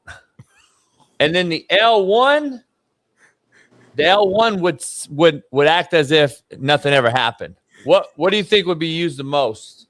The O. For orgasm. Well, speaking of the Vrabel and Rousini thing that never ends, new videos and new pictures have come out on TMZ today. Smitty, but here's what's crazy. Max Kellerman goes off on NFL fans for obsessing over Mike Vrabel, and he's on Shaun King's side. Take a look at this whole thing. Max Kellerman is going crazy. Over 32, the 3% of the teams she covers, there's some kind of bias that might show up, who knows how, but whatever. Okay, I'm willing to say, okay, that's true, that's legitimate, but that's not why people are covering the story. They're using that as a bullshit excuse to be titillated by an affair, right? And it's so disgusting to me because, especially the latest, it comes across my reels, and I've worked with Diana Rousini, right? And she's, I haven't worked with Mike Vrabel, but it's on my reels, so I can't avoid it. And it's like, oh, there are pictures, and the press is trying to create a timeline where when might they have been cheating. So without regard to how this affects their spouses, their children, they're like putting these families through hell under the guise of journalistic integrity and ethics, where in fact that is just an excuse to put out salacious stuff, and like shame on the media for covering it the way they are. That's what I have to say about it. Before Shaun jumps in and gives his take, and JB as well, I want to point out something that's more macro that you guys won't catch. Max claims that he's not privy and he's trying to not really pay attention to it or cover it. He says, but he has no choice. He can't avoid it because it's in his reels. Well, you do understand that in your reels, what shows up is things that you're interested in, Max Kellerman, which tells me that you have been looking up this case secretly behind the scenes, and you have been trying to research to find out what's going on, which is why Instagram has referred this particular content every single day to your feed, to your page. On my Instagram, my reels, what I see is food, sports, and bad bitches. JB says sees far right stuff, politics, and Trump. Shaun King sees golf, feet, and burgers. We all see whatever we're into. So the fact you're seeing this in your reels, Max Kellerman, shows that that's what you're into. So I just want to put that out there. And Smitty sees pronouns, LGBTQ, and George Floyd. So here's the thing. Let me ask you something real quick, Shaun. Let me ask something real quick. I got something to take. Fuck Max Kellerman. Hold on. I got a special guest joining us to say something real quick. Pop him in, Bailey. Hey, hold on. Fuck Max Kellerman, homie. Hey, fuck Max Kellerman, homie. You know this motherfucker covered Kobe Bryant fucking old girl in the ass every day on ESPN, but now this motherfucker talking about you talking too much about Vrabel? What the fuck we talking about, Max Kellerman? He ain't talking about shit. It's not shit. What's going on, Pat? Hey, Pat, what's up? What's up, brother? Chilling. I just wanted you to come cook Shaun King real quick, real fast. That's it. Shaun, how you can't what they say, you can't cross the T if you ain't gonna dot the I, man. Ooh-wee. You cookie, Shaun. Expound. Expound. I'm lost. Expound. I gotta hit recalibrate on my map quest. Get me headed in the right direction, Pac-Man. Yeah, hit the one that go the other direction, the quicker route. All I'm saying is, look, they already got caught cheating. It ain't like getting no worse for either one of them. But new shit come out. At home, that's what they dealing with at home. New pictures ain't enhancing, taking away from, and I agree. Listen, I agree with you. Me personally, I don't even like. I said something about it because it was funny, and you got to talk about it because that's our job to talk about it. But like, what are we talking about? Everybody got hoes, man. Facts. The game is the game. Not what I say on here. What are we talking about? Like, come on now. Like, it's some shit that some more players going through at home that's got a side piece right there. That his girl know that he going out of town or out the country to do what he want to do. You know what I mean? Some folks have that fucking 1,000-mile range. As long as you ain't in 1,000 miles of home. Like, we don't know. We don't know. We assume it. Like, we don't know. Hey, Pac-Man, here's what the national media doesn't understand. In the NFL locker room, at some point, the person that we are with every day is going to become victimized to us, and we're going to rally around them. Yes. Like when it initially happened, okay, maybe somebody, the energy off with a couple players, about some contracts. Hell no, we've been loving that shit in the locker room. Like, damn, right. They were laughing and shit, but at some point, we're going to be like, all right, fuck y'all. It's all about us. Hey. Somebody probably called him. Yeah. Reset, Pat. You probably got to refresh, Pat, if you can still hear us. He'll call back. Shaun, I was going to ask Pat the same thing. Does it affect the possibility, though, of this man's job? I don't think so, because I don't think Kraft is built like that. Yeah. I don't think Kraft is going to let public opinion, outside narrative, force him to do something. Hey, super loyal. Hey, Pat, does this affect Vrabel's possible gig? Does he have to? Is he going to be forced to either A, step away, be forced to no? Fuck no. Come on, man. What's worse than the owner going to get his dick jacked in this massage parlor, or him having a relationship with somebody that we don't even fucking know about and know what the relationship is? Like, come on, bro. What are we talking about? I just think we've seen this before, though. One's a billionaire, one's a millionaire, one's on the sideline. This other motherfucker can hide away in the press box all day and not have to see nobody. The owner probably liked this shit, though. We told you, Jay, he liked this shit. It's right up his alley. I get it. And it's not nobody that's inside of the building. Right. He probably got a bonus after this shit, JB. Hey, Pac-Man. This shit right here. I keep trying to express to them. I've seen way more. I mean to cut you off. Go ahead. Kraft not gonna let public opinion make him do something inside his organization. He ain't built like that. He's standing 10 toes in the paint. He really like fuck all y'all. You want to say it publicly? He just holding his tongue right now. But if they keep it up, I'm telling y'all, Vrabel gonna become the victim. This is bullying at this point. Shit, Pat, you about to say, Pat, you see way worse. You were saying. Yeah, I done seen some coaches do way worse shit than this. But like they ain't have all the cameras and shit when I was playing. And I ain't no coaches, not you either, JB. You know what I mean? When you was coaching and you had a couple relationships, you know what I mean? But like I've seen coaches. JB was out there rubbing feet, I heard. Hey, JB, we got coaches in the NFL that was licking feet in the meeting room. I mean, in the coach's head coach's office room. Like, wait. You said licking feet, Pac? Wait. Man, y'all know that man was in New York licking feet and shit. Ain't no I don't give a damn if it was his wife or not. Like certain shit you just don't do in the building.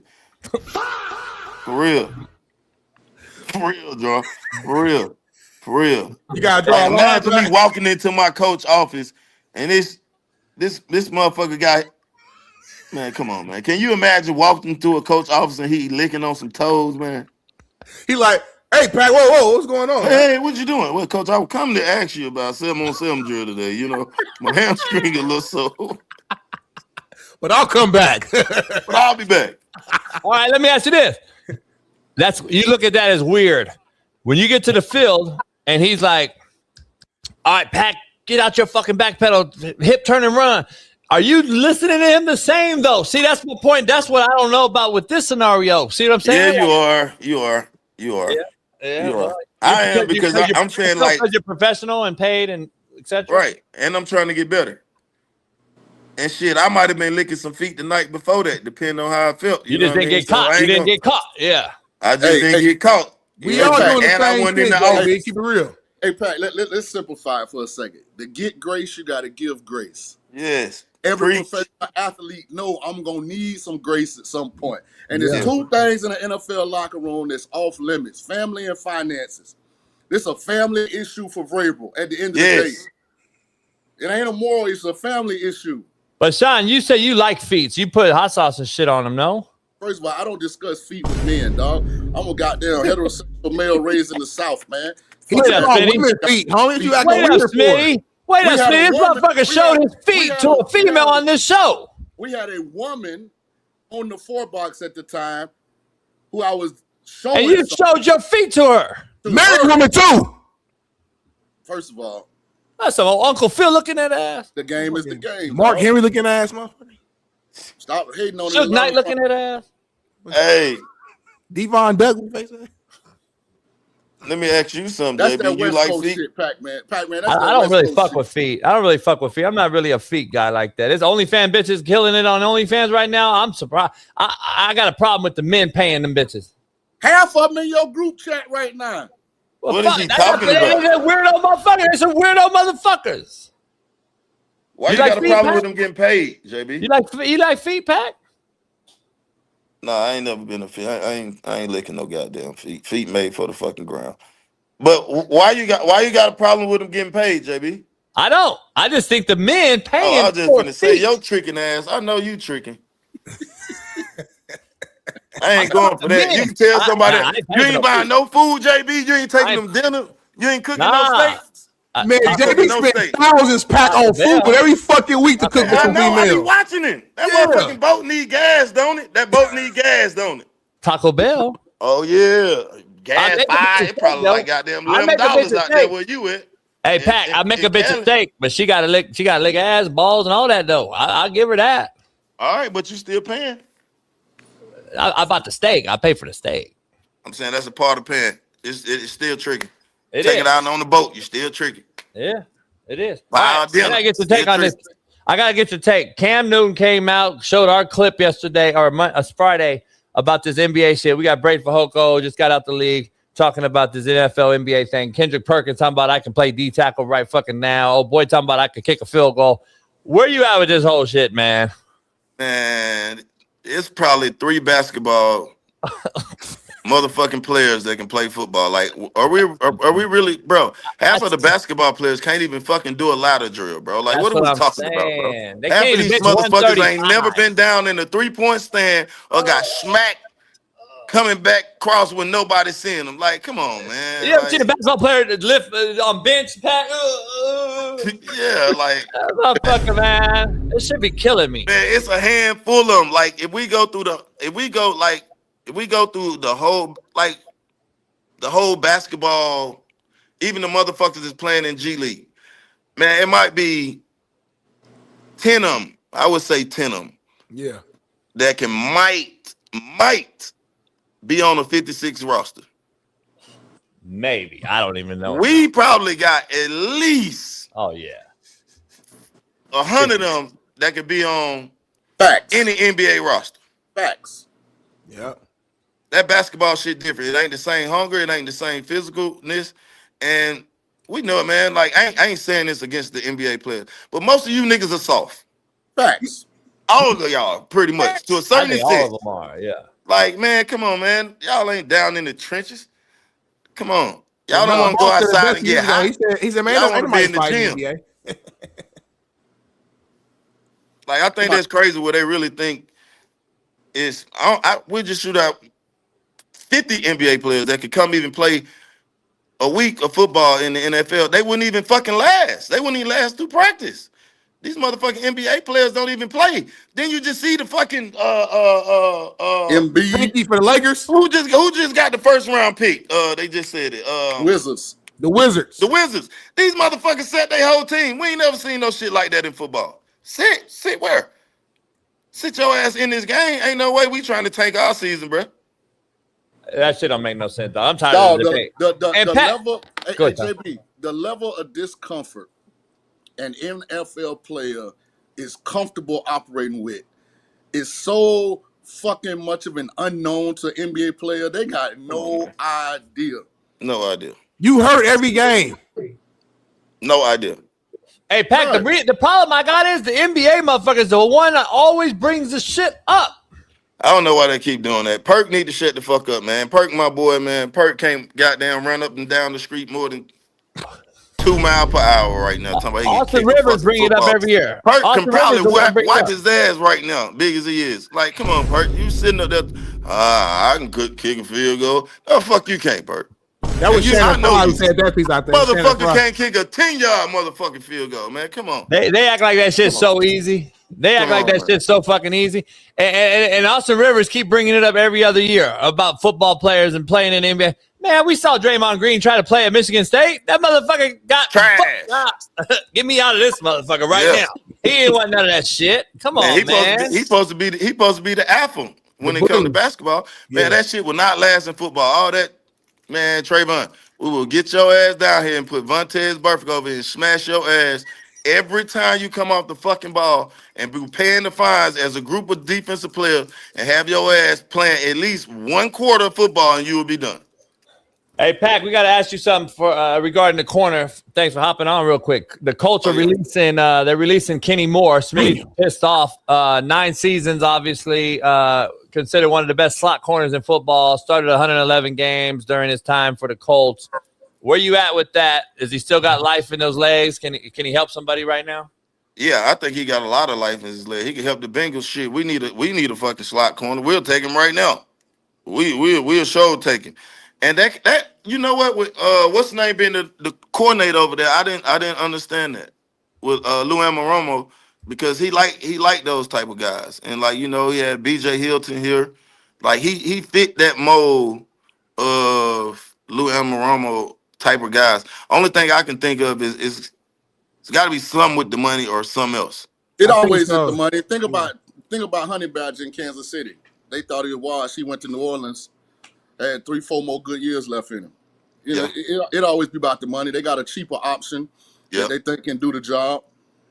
And then Bailey, our producer, he brought up, you think it's a Sauce Gardner casualty trade? Maybe, because they had to extend him. I'm saying you still can make a way if you want him though. You know what I mean? He ain't requiring that much goddamn money. Hey, by the way, if you know Sauce, can you tell Sauce we looking for the Cincinnati Bearcat sauce that we got in year 1? We're not looking for the celebrity sauce we've seen since.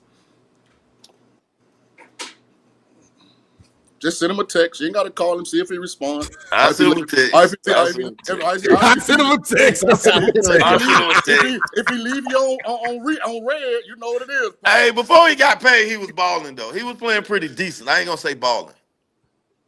Yeah, he ain't lived up to the hype though, for sure. By the way, I like that hat. That visor golf is dope. If you're in Vegas, holler at me. We'll get around in. Oh yeah, I'm always out there. I'm gonna be out there at the end of next month playing Cascada. All right, yeah. Get my number. I ain't gonna say Sauce is top 5 in the league, but he's a good player. Yeah, he's a good player. Hey, last thing, Pat. He's tall, lanky. He got all the measurables to play good. Just sometimes when he right there to make the play, he just don't make the fucking play. You be like, God damn, Sauce, he was right there. Your long ass. How about this though? He will be evaluated based on what Indianapolis gave up to get him. Yeah. Now, if that's the case, he'll tank. Right. They gave up a lot. They gave up a lot. Hey, Pac, last thing real quick. The Vikings reached an agreement to take Niners wideout Jawan Jennings for a $13 million one-year deal worth $8 million. Chance to make 13 with incentives. What's going on with the Niners, man, and the depletion of wideouts there? Debo's gone. Fucking Ayuk just disappeared. And now this is one of their veteran guys right here. They got Pearsall, Hurt Kittle. CMC's at the end, the better part of his career is past. Where you at with this Niner group? Everybody trying to get the fuck away from that wave magnetic field. Like, what are we doing? Chernobyl. Get me the fuck out of here. I don't know if it's true or not, but if everybody keep tearing shit, send me fathers a fucking way from here that you can fucking send me. And people keep talking about, well, there's a lot of guys play here and it wouldn't happen to them. Well, the motherfucking place wasn't that big when all these other guys played there. And obviously, if not 1, 2, 3, 4, 5, 6, 7, 8 motherfuckers tearing ACLs, NCLs, hamstrings, ass muscles, groins, calf muscles. Motherfucker, something's going on. Smitty, what is it? What field is it? Injuries ever in the NFL. It don't take a fucking rocket scientist to figure this out, bro. Like, you got to be the dumbest motherfucker in the world to think that ain't nothing going on. Are you fucking kidding me? Smitty, what kind of field was it? What you call the field, Pat? You said a quantum field? Magnetic field. Ain't magnetic going field. on over there. Hey, Pac, you think it affected fucking Lynch and Shanahan too for that fucking draft they just had? Oh my God, man. I like Shanahan as a coach and I like Lynch. But I'm just saying they figure out a way to win regardless of whoever the fuck they got on the field. Period, point blank, JB. I ain't gonna let you say that. The motherfuckers the last 10 years they have been figuring out. Last year, shit, everybody got hurt. They still were fucking in there. Yeah. Year before that, they got hurt. They were still in there. They need to figure out how to get the fuck away from this fucking bubble over here across the street from them that is fucking up all their players. It's got to be something going on. You telling me, bro, if we was playing right now. Oh, I get you. In the last 4 years, we done had 13 motherfucking guys tear their MCL, ACL, fucking pec, groin. I mean, every soft tissue muscle that you can fucking name. Oh, it's in the back of our heads. We get traded there. We're like, shit, City. Hey, Pac, man, it made Ayuk go crazy. He burned $30 million. Man, it hit his brain. It missed his muscle. That motherfucker got CTE, Pac. That motherfucker got CTE, man. He was speeding past the fucking. Fuck this place. I ain't going today.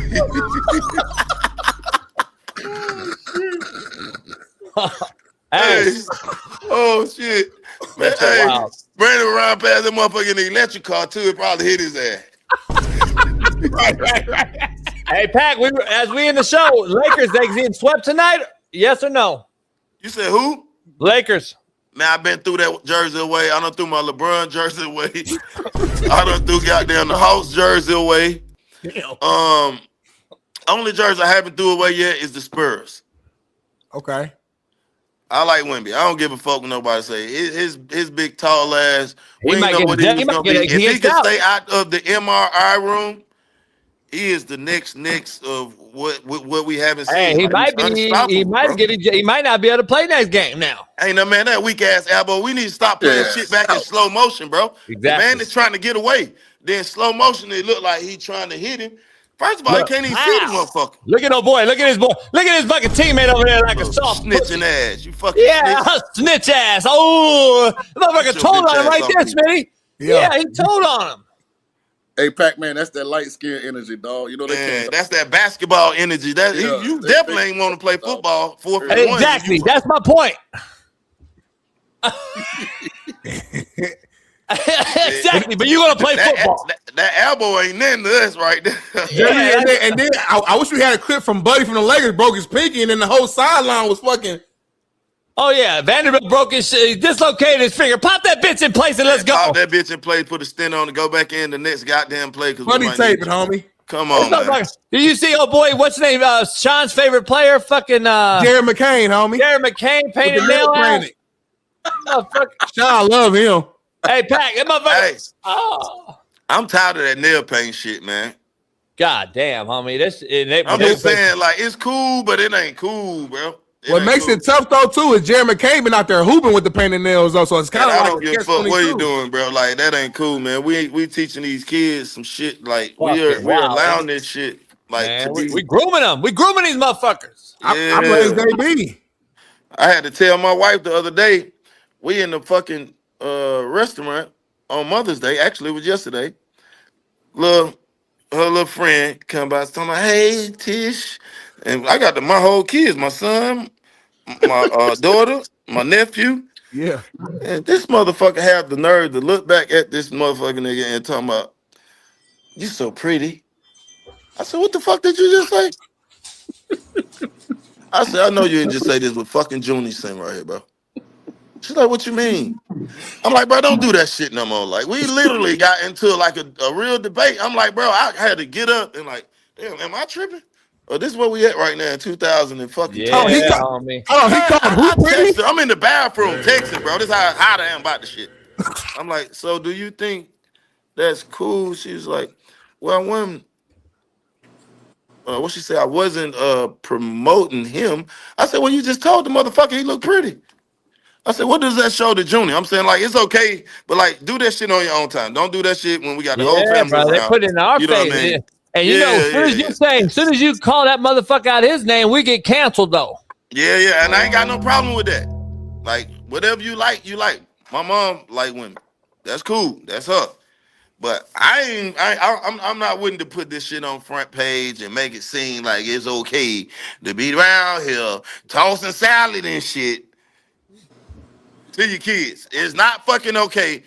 And now if they end up like that, that's cool. But me promoting it, fuck no, man. Hell, fuck no. Before you go, one more time. How did Buddy walk up to the table? You said. She talking about, ooh, you look so pretty. Like, what the fuck? What the fuck are we talking about? What the fuck are we talking about? Oh man, this shit. Motherfucker got a straight perm in, JD. We so gay nowadays. Motherfucking lip fillers, everything. I'm like, man, you gotta be fucking kidding me. It's a fucking confusion. I'm just telling you right now. Man, I'm trying to tell you. My son looking at it like, what the fuck is going on? Smitty, where you going, homie? It's ridiculous. See, Smitty get uncomfortable around this motherfucker. Smitty don't speak for Smitty. Smitty is like he uncomfortable conversations, being comfortable or whatever. Don't say my name, Jason. Acho say? Acho say? As if I'm not right here though, Jason. Jason. Right, my name's Jason. Uncomfortable conversation with your boy Acho. Right, boy named Jason, homie. Your boy Acho, homie. You defending your boy Acho. My mama named Jason, though. Like Acho. Yeah. Hey, Pac-Man, appreciate you popping in, dog. I'll call you right after this. Hey, Pac-Man, before you go, do you know Cam Newton? Yeah, I know Cam Newton. Tell Cam Newton Shaun King said, fuck him, keep Tulane out his fucking mouth. I will tell him. I have no problem with he already know. I already texted him, Pac. I already texted him and sending him the clip. Hey, I'm good at relaying messages, my boy. So he got text Cam, he got text Sauce Gardner. All right.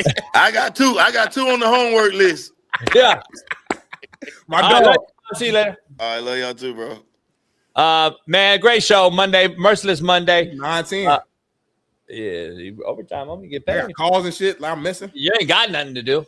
I got missed calls and shit, like serious stuff. Motherfucker phone off.